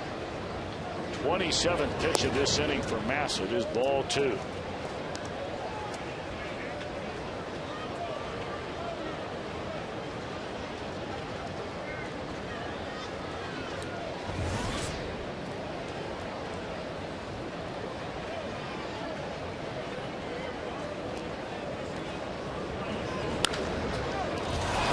Diving play by Hairston, and that will end the inning.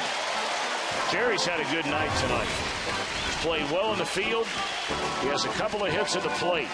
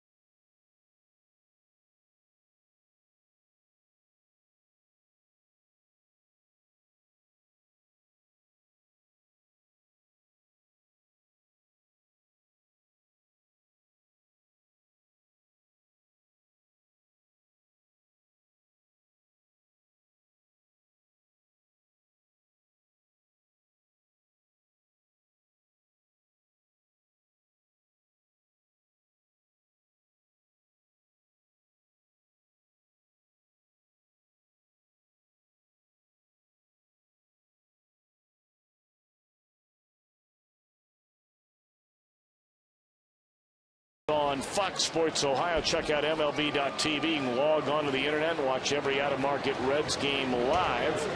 Visit Reds.com for more details, where baseball is always on.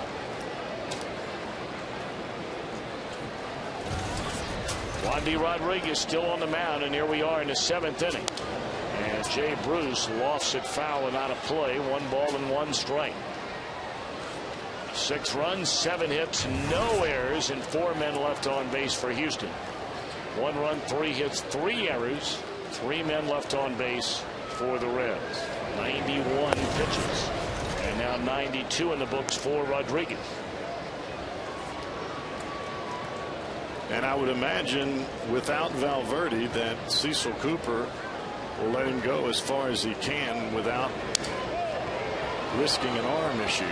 Shattered bat, pop up to Tejada, 1 away. Reds fans, are you ready for some great tasting food and family fun? Pick up JTM Philly Kits, burgers or delicious barbecue from your favorite grocer. JTM, food, family, and fun. Now, you didn't say that one word in that sentence like you normally say it. Barbecue. Thank you. All right. Well, I was reading like you can't, reading like a promo. They don't know if I'm. No, but they don't want me to be silly with it. I'm trying to be professional. wants you to say it the way you say it, because last year we had you up here wearing that grilling outfit. You know, you had the hat. I was grilling. It wasn't an outfit. I was. Well, no, but you had the outfit on while you were grilling. I mean, you look good. You know what I mean? Yeah, well, I was waiting for you to say that. But, you know, as you like to say, where I'm from, that's the way they say it, right? That's correct. Down there. And how do they say it again? Barbecue.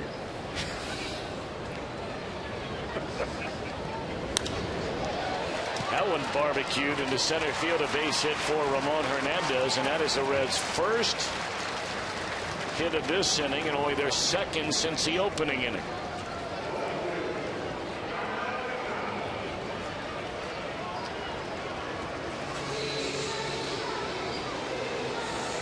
Well, you never know.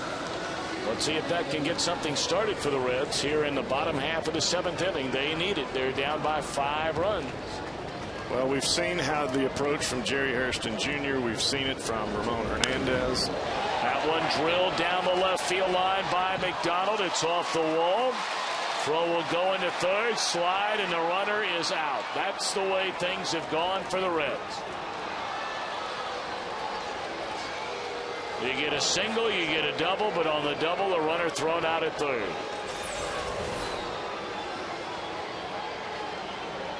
And that ball was absolutely tattooed by Darnell McDonald.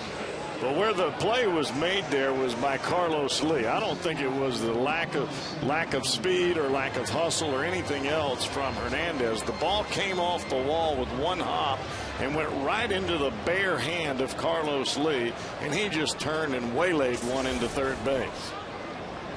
But I got to ask you, Jeff, I mean, there are a lot of people right now that are throwing something at the TV. I mean, when you're down 5 runs and the play is right there in front of you, well, you got to love the aggressiveness, but at the end of the day, you are down by 5 runs. And even though the ball is hit off the wall, that doesn't mean you have to go first to third. I understand that. But what I'm saying is when the ball hit the wall, when the ball hit, he was already rounding second.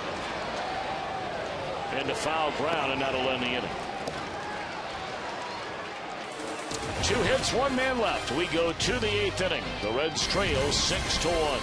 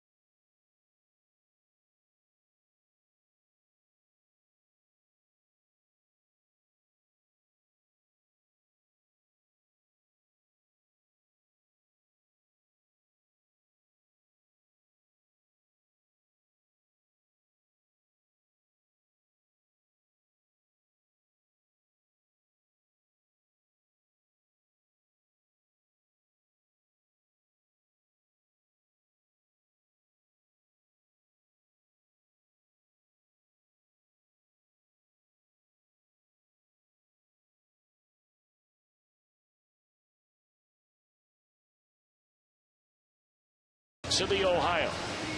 Reds are down 5 at the end of 7 against Houston. And now Dusty Baker brings on his 3rd pitcher of the game. It's right-hander Mike Lincoln.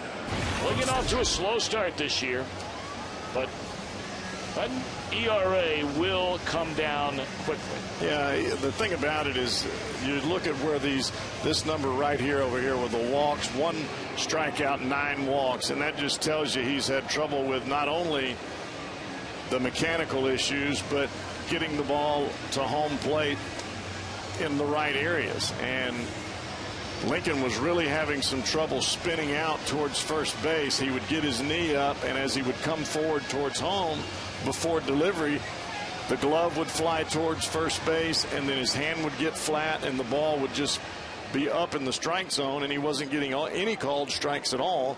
And the only balls that were strikes were getting hammered. Well, let's see if he can start heading in the right direction here in the 8th inning tonight. Miguel Tejada, Hunter Pence, and then Jeff Blum, the trio to face him. Ball 1 away. A hitless night for Tejada. It is worth noting that you have Berkman, you have Lee, and you have Tejada along with a 6-hole hitter Pence in the game tonight, as that ball is crushed into right center field by Tejada, and that's up against the wall for a leadoff double. That is only the 2nd hit of the game by that quartet. The other was the 2-run double by Lee in the 5th. But they've held the middle of the order pretty quiet tonight. It's been the top of the order and the very bottom part of the order, especially Pudge Rodriguez, to really hurt the Reds in this game.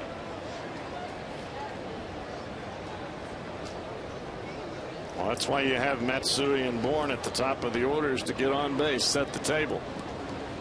You steal a base or two, you put pressure on the defense, an error is made somewhere in the ball game, you get yourself to third base. All the big guys have to do is hit a fly ball into the outfield. It's 1-0.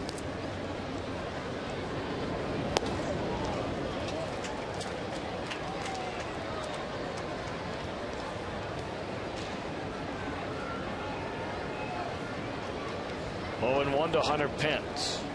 0 for 3 twice. He is grounded out to Alex Gonzalez and lined out to Jerry Hairston Jr. his last time up. 0-2. Jeff Gary, a right-hander, loosening in the Houston bullpen. The game, well, it may be over. We'll see. For Wandy Rodriguez, his spot due up 5th here in the 8th inning. It's a nice pickup there by Ramon Hernandez. That breaking ball away from the right-handed batting Pence.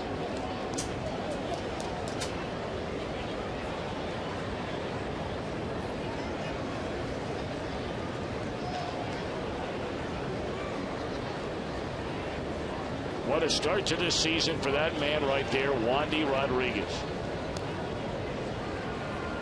It's hard to believe there's anybody pitching any better. Pence barely got a piece of that one to stay alive. But hard to believe anybody's throwing the ball any better at the start of this season in the National League than Wandy Rodriguez. Well, I think a lot is expected of this young man. They've got Roy Oswalt in the top of that rotation, and they've got a couple of elder statesmen in Russ Ortiz and Hampton. Lincoln will throw to first and get the out there. Advancing is Tejada on to third.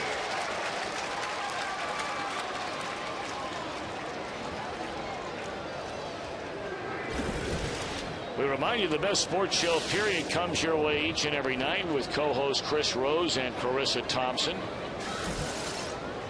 Presented by 1-800-SAFE-AUTO. A runner at third. Reds will bring the infield in with 1 out, and Jeff Blum steps in there. 2 hits and 3 at-bats for Blum tonight. He has scored a run.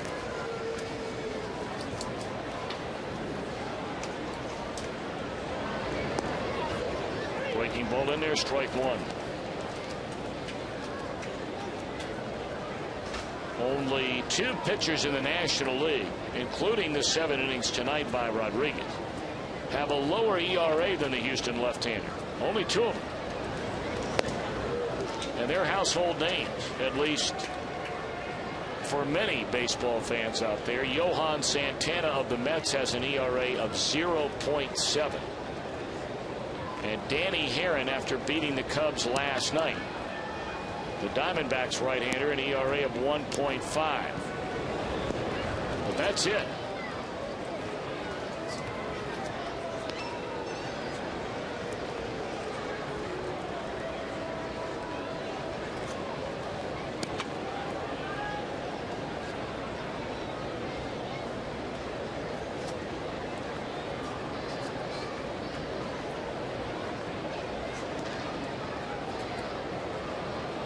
Infield in, runner at third, one out. 1-2 on Blum. A fastball, a strike three called on the outside corner. Well done by Lincoln.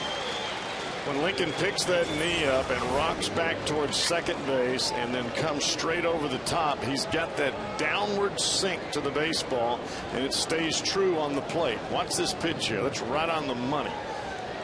A lot of times for him earlier, when he would pick his knee up, he was spinning. He was opening that front shoulder. The hand would drop. The ball would get flat.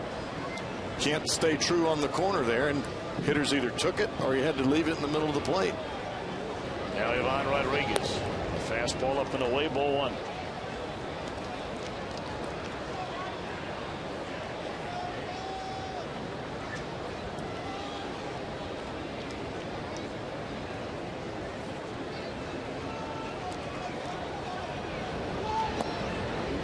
A breaking ball on the 1-0 pitch, and it misses low and away. 2-0. Darren Erstad stands in the on deck circle and would bat apparently for Wandy Rodriguez should he get the chance in this inning. Well, that's a nasty breaking ball right there. Rodriguez didn't think it was a strike and has something to say to Field and Colbert. Pudge is shaking his head. He didn't get to see the last part of the break, which was straight down and right on the corner. Hammer time. I'm not dancing.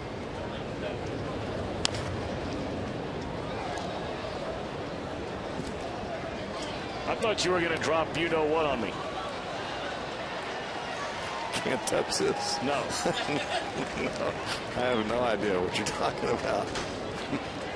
I believe it's a border state to Mississippi. Oh, Louisiana breakdown. You didn't say it the right way. Now, I mean, if you're going to do it, you got to do it, all right? I mean, it's like barbecue. If you're going to do it, then do it right. I'm out of the mood now. Maybe he'll throw another one out here. 2-2 the count. Fastball fouled out of play. You know, I mean, hey, that's some of your A material. So when you break that out, I mean, I didn't say it. I did not say it. You wanted me to say it.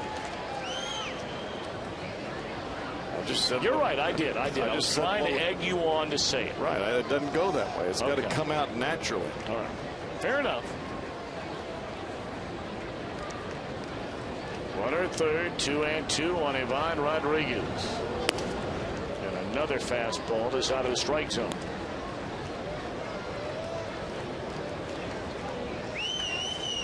I think if you start the breaking ball in the strike zone, and even if it drops down into the dirt, you're going to get Pudge to swing. If you start it off the plate, no chance. Breaking ball didn't miss by much, but it's ball four. So Darren Erstad now going to pinch hit for Wandy Rodriguez, who goes 7 innings, allows 5 hits and a run.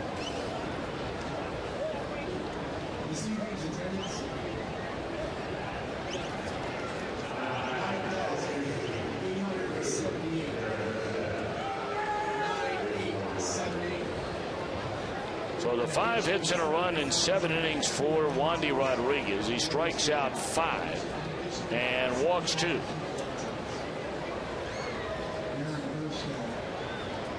Darren Erstad had an outstanding career, almost exclusively in the American League for so many years. Played the outfield and moved to first base for the Anaheim Angels. Won a World Series ring in 2002. And of course, Dusty Baker was in the other dugout in that 7-game series. The team the Angels beat the San Francisco Giants. Fouled out of play. And you can still see that competitive fire in Darren Erstad. He may not have the same physical tools that he had early in his career, But you watch him lock in on the pitcher when right before Mike Lincoln gets ready to throw the ball to home plate. Tell me this guy isn't ready to play some ball.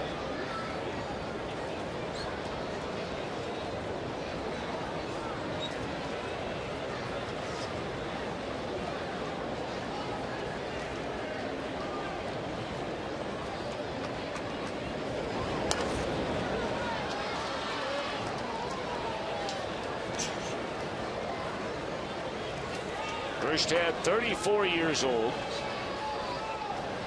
He grew up in North Dakota.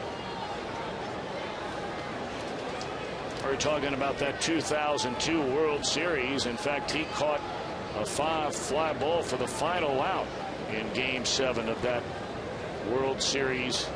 The Angels against the Giants. And he has knocked in a run with a 2-out single on a 1-2 pitch to make it 7-1 Houston. Erstad in that mode that he was always in his heyday. Never give away an at bat. No matter what the score is, no matter what the position you're in. Great job of hitting there.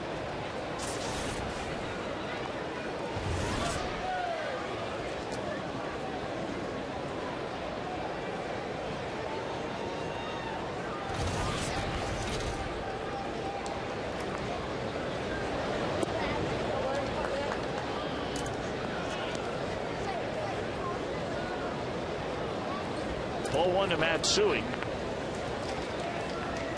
2 hits tonight, has knocked in a run, stolen a pair of bases, and scored a couple of runs. Down the left field line towards the corner. That is a fair ball. Nice play by McDonald to cut it off. Throws into second base. Another run scores, and that'll make it 8-1 Houston.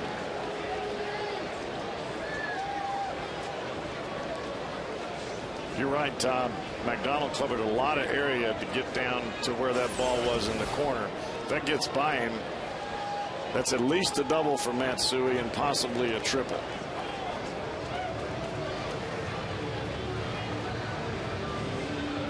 I got to tell you, though, Jeff, or at least I got to ask you the question, because you pointed it out going back to Matsui's at bat in the 3rd inning when he struck him out with a breaking ball down and in. The only thing he has proven that he can hit in this series, and he's been a pretty decent hitter at times in his career. It's a fastball the one thing the he other way. can hit is a fastball outside. And that's all obvious. He's getting tonight, except for that one at bat against Aaron Harang. Well, I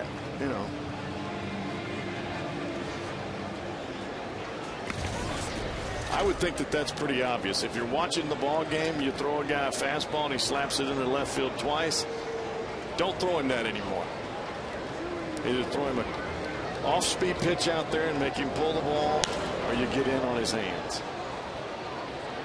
Michael Bourne down to third base line, out of play. I mean, we're not talking rocket science here.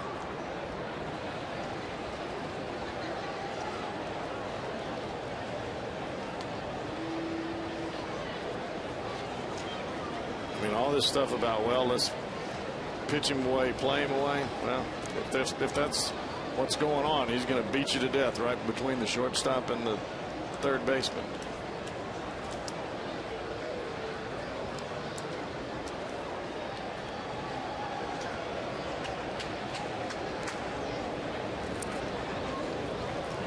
Two more runs here in the Houston 8th inning. They lead 8-1.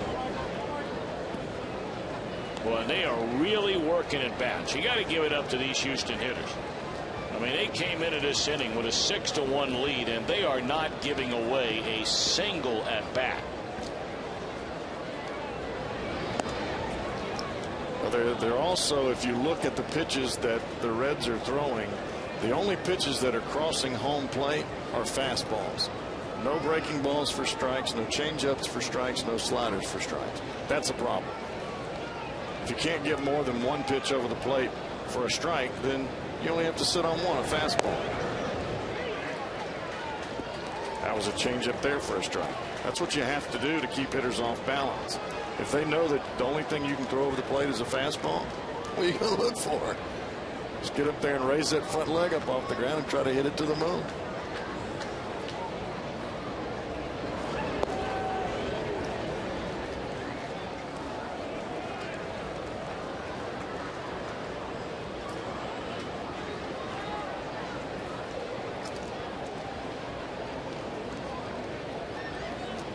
29 pitches so far in this 8th inning for Mike Lincoln.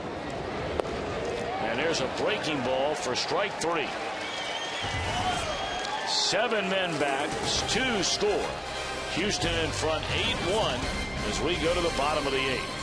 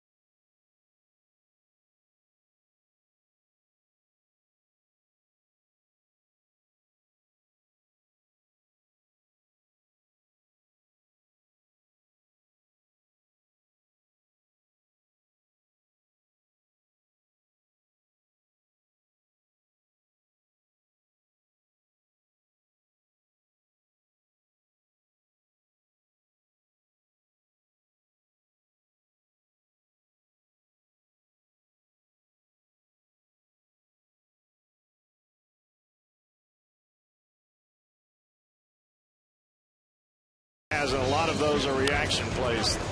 Tom, you either dive to your left or you dive to your right. Not a whole lot of decision making in that process. That's just straight athletic and reaction.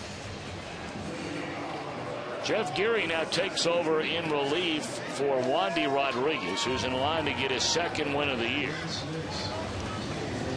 Astros with an 8-1 lead. Geary's been a busy man.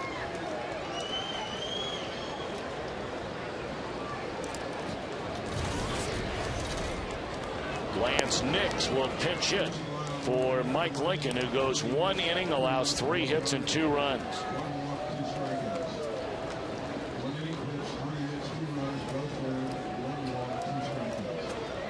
Nix has swung the bat so well here recently. That one popped up and out of play. 1 ball and 1 strike. He doesn't have a lot to show for it. We talked about him getting a rare start the final game of the Atlanta series in an 8-2 Reds win. You look at the box score, Nix went 0 for 4. He hit 3 rockets in his 4 at-bats.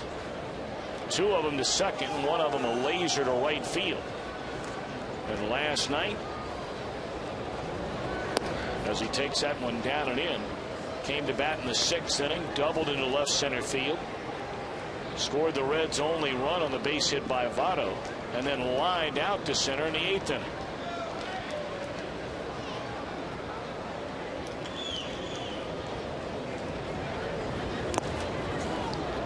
And not only hitting the ball hard, but by and large he's giving you good quality at bats. Yeah. Took a hearty cut there. 2-2. Well, the ball hops off of his bat. I mean, he's a big, strong kid. When he makes contact, the ball's gonna jump. And boy, does it jump into deep right center field, and this guy just continues to swing a good bat. Lance Nix with his first home run as a Cincinnati Red. Good for him. And that is his first home run in the big league since July the 1st of 2005 in Seattle. Fastball, middle away. And this shows you how strong this kid is. He takes it and hooks it into the moon deck halfway up in right field. Now there's a guy, Jeff, you and I have wondered openly on the air. When is he going to get a start? More than just one, and a spot start at that. You got a need for power in this lineup.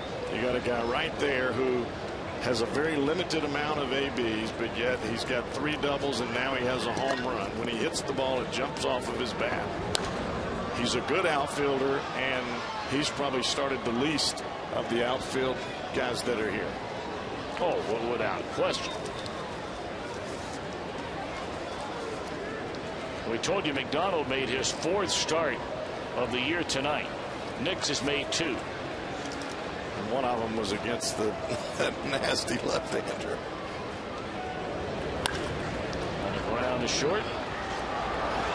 And Taveras thrown out. 0 for 3 night for Willie Taveras. One away here in the 8th inning.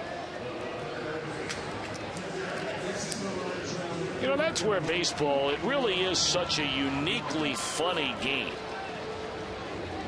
compared to other sports where,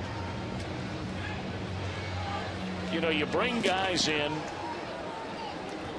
a guy like Nix trying to get his career back on track after that terrible shoulder injury. You know, really put a grinding hold on what looked like was going to be an excellent major league career. He was already starting every day in the big leagues, just beyond his 21st birthday down in Texas. Right. But baseball is a funny game, you know. Managers, it's such a long year. You're playing every day, maybe unlike the professional basketball where it's a couple of games a week, the NFL where it's 1 game a week, where, you know, you got to be careful about, you know, the egos, a guy that you're going to need later in the year. You know, all of a sudden you're going to bench him early in the year, and then much is made about that on the talk shows and the media in a clubhouse. You know, can players trust their manager to stay with them through good times and bad times? You know, in other sports, the trigger is much, much faster. Where if a guy's not getting it done, they will not play. And right now on this Reds team, there are a lot of guys that when they go to shave in the morning, you know, they know that they're not getting the job done, but in many cases they know they're going to be in the lineup that night. And I'm not endorsing one thing or another. I don't want anybody to get me wrong here. That's just the nature of the game of baseball on every team out there. Well, I just look at what I see on the baseball field, and I watch Lance Nix hit the baseball. I watch how he plays the game. I watch how he takes his practice time, and the guy deserves more than 2 starts. You're looking for offense. I think he can provide offense. I'm not the manager. I'm not the general manager. Don't want to be.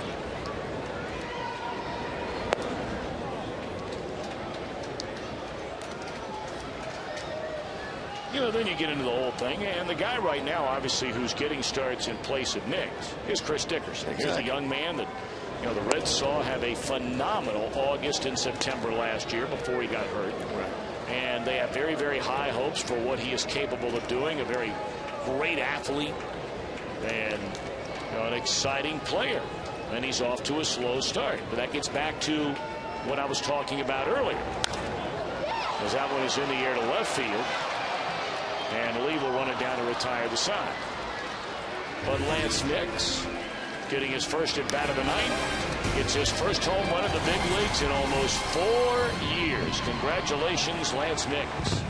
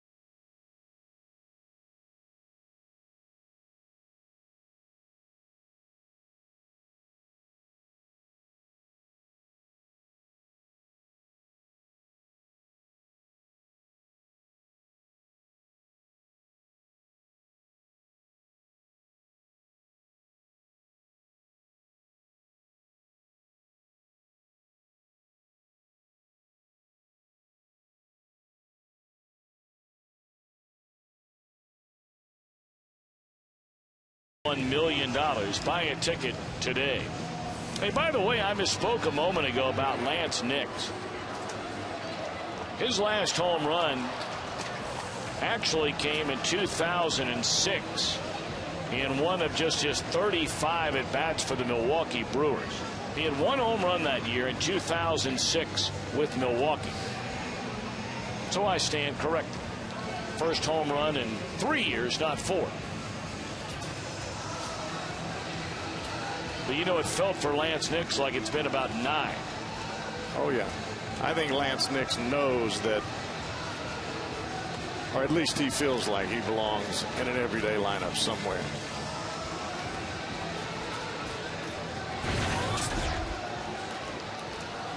Well, Jared Burton will come on to pitch the 9th inning.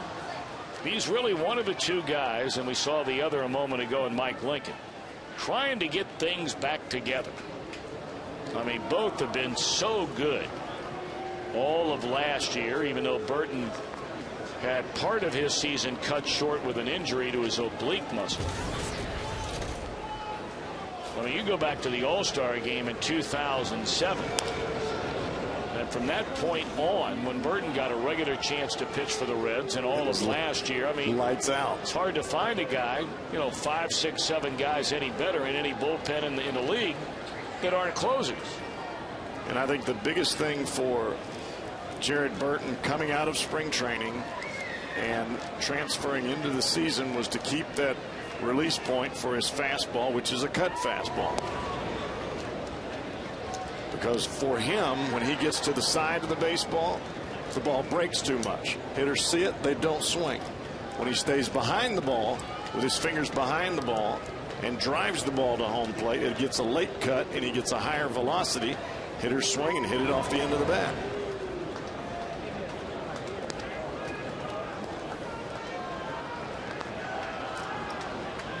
Brookman, Lee, and Tejada against Jared Burton here in the 9th inning. Houston with an 8-2 lead.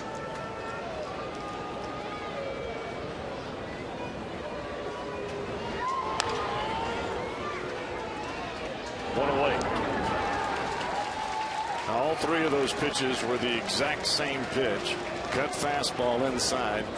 84, 84, and then the last pitch was 92. And you can see that cut right there at the end, just barely, maybe an inch or 2. But from Berkman's eyes, he sees it as a fastball. He takes a swing. He took the other ones because he thought they were breaking balls. He swung at that one, hit it right off of his hands. There's a guy over in New York that pitches for the Yankees that's made a career out of that. I think his last name's Rivera. Not too bad.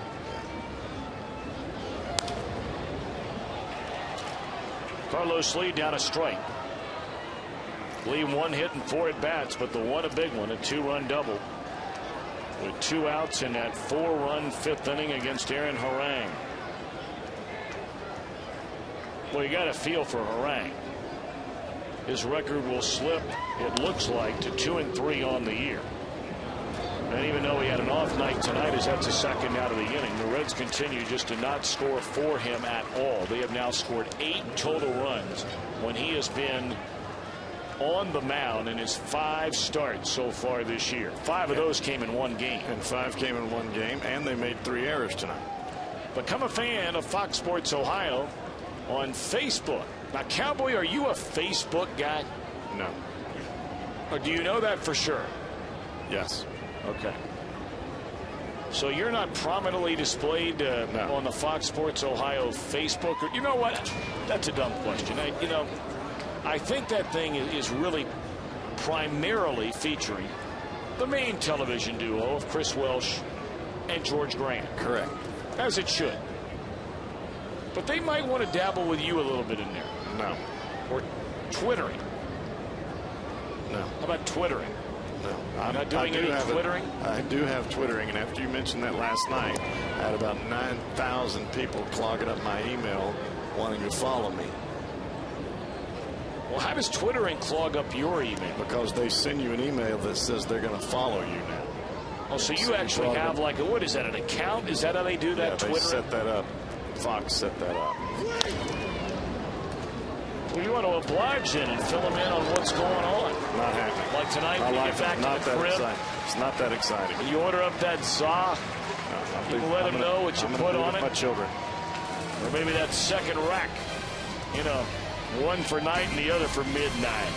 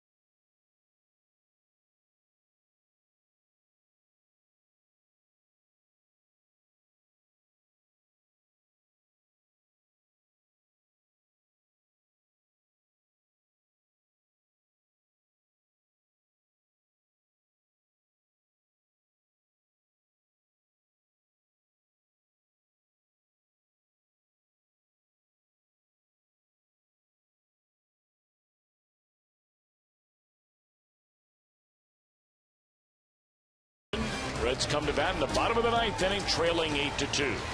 Left-hander from Meridian, Mississippi. I might add. Eighth ball game tonight. Has not allowed a run in 6 out of the 7. But in one of those ball games, he allowed a bunch of them. That's rough on the relievers. Got one bad game, ERA goes to the sky. Speaking of going to the sky, Brandon Phillips into deep left field, and maybe tonight will get him started. He has swung the bat very well tonight. A double, a home run, and 4 at-bats.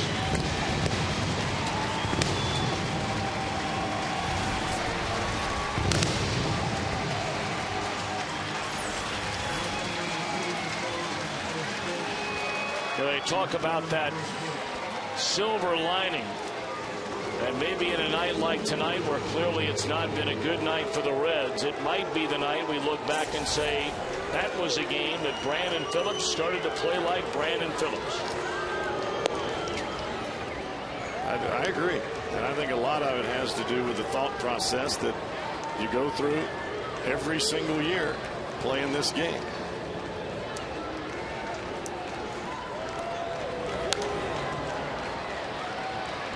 You don't make major changes in this game. You make minor changes, just a little tweak here or there. Home run number 2 on the year for Brandon. 1-1 to Jay Bruce.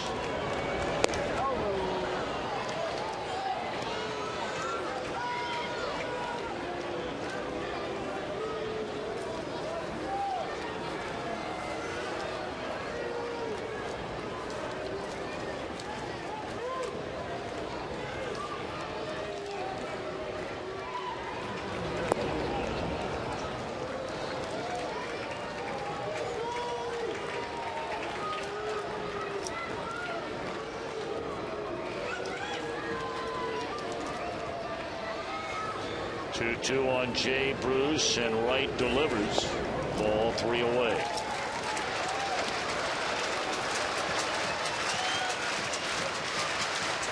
And this is the one part of the game for Jay Bruce that he has really got to work on, and that is facing left-handed pitching.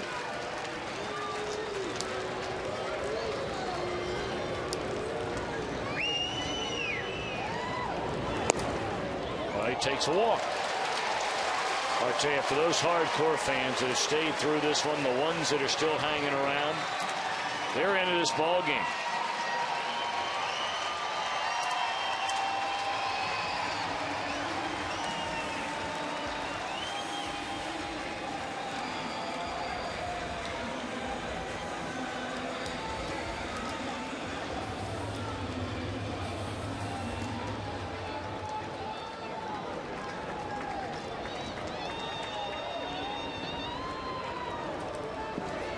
Ramon Hernandez 1 for 3, single to center field in the 7th inning.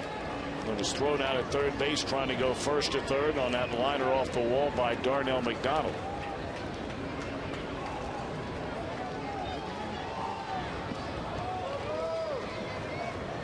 Reds down 5, a run home, 1 on, nobody out to open the 9th inning. Breaking ball from right is strike 1.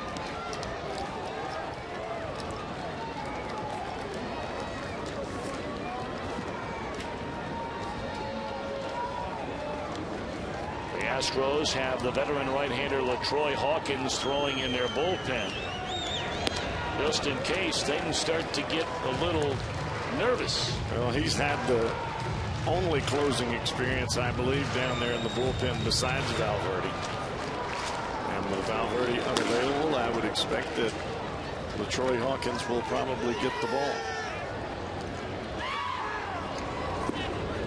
2-1 on Hernandez. Oh yeah, McDonald next, then Gonzalez, and in the pitcher spot. And the Reds still have left on their bench Chris Dickerson, who had a concussion, slight concussion in a collision at second base last night with Miguel Tejada. You wonder if they would use him tonight. Then they have Paul Janisch, Ryan Hannigan, and Adam Rosales, who took the roster spot earlier today of Edwin Encarnacion. For those of you that weren't with us, Encarnacion in his final at bat last night apparently felt something funny in his wrist, and they went to check it out, and sure enough they found a chip fracture in the left wrist. That's the one you can't see that has a cast on it. 3-1 on Hernandez. So that's the move. Encarnacion on the 15-day DL, and Rosales among the hottest hitters on the planet down at AAA, brought up to the big league.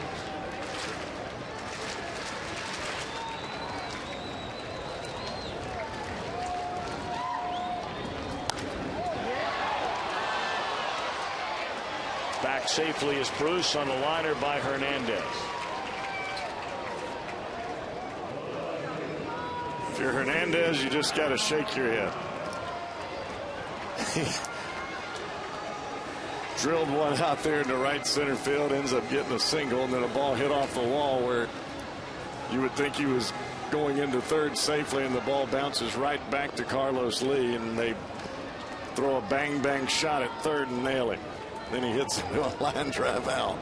Not a fun night.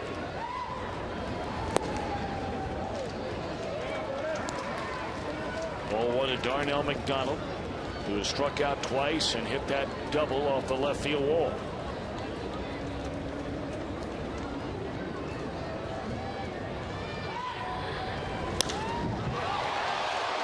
In the air, straightaway center field, playable for Michael Bourne, and the Reds are down to their final out of the night.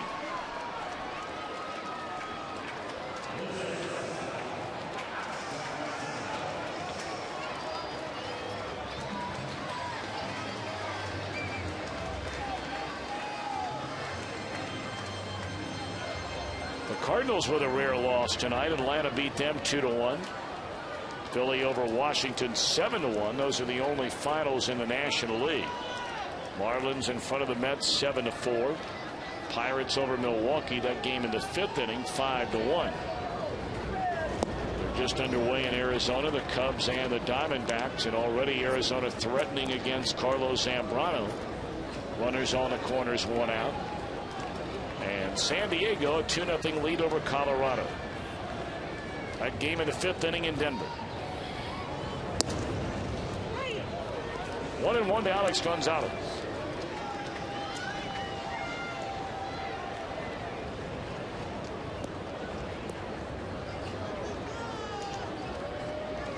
Only final in the American League. A doubleheader played today at U.S. Cellular Field. In fact, they're still playing in game 1 of the twin bill. The White Sox 2-1 winners over Seattle. The Mariners beating up on Chicago in game 2 6-0. The Yankees finally busting loose tonight in front of Detroit in the 8th, 10-0. A wild one up the road in Cleveland. 7-7 the Red Sox and the Indians. That game is in the 6th inning. 1-2 on Gonzalez. Foul out of play. That was a pretty good swing right there. That was a nice pitch down and away, and Gonzalez just happened to get the bat out there in time to spoil that pitch. See the pitch there? When you got 2 strikes on you, you got to take a hack at that one. Too close.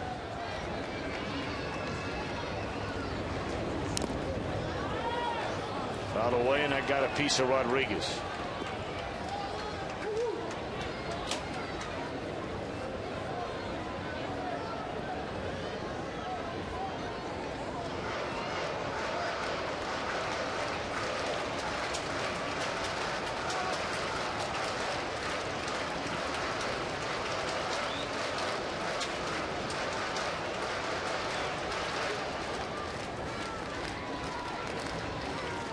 Adam Rosales standing in the on-deck circle.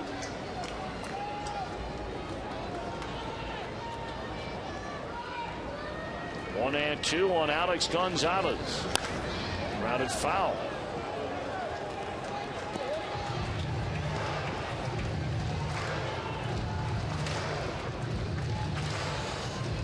You know, I'm not so sure it's not a toss-up for the toughest guy. I mean, every catcher is beyond tough.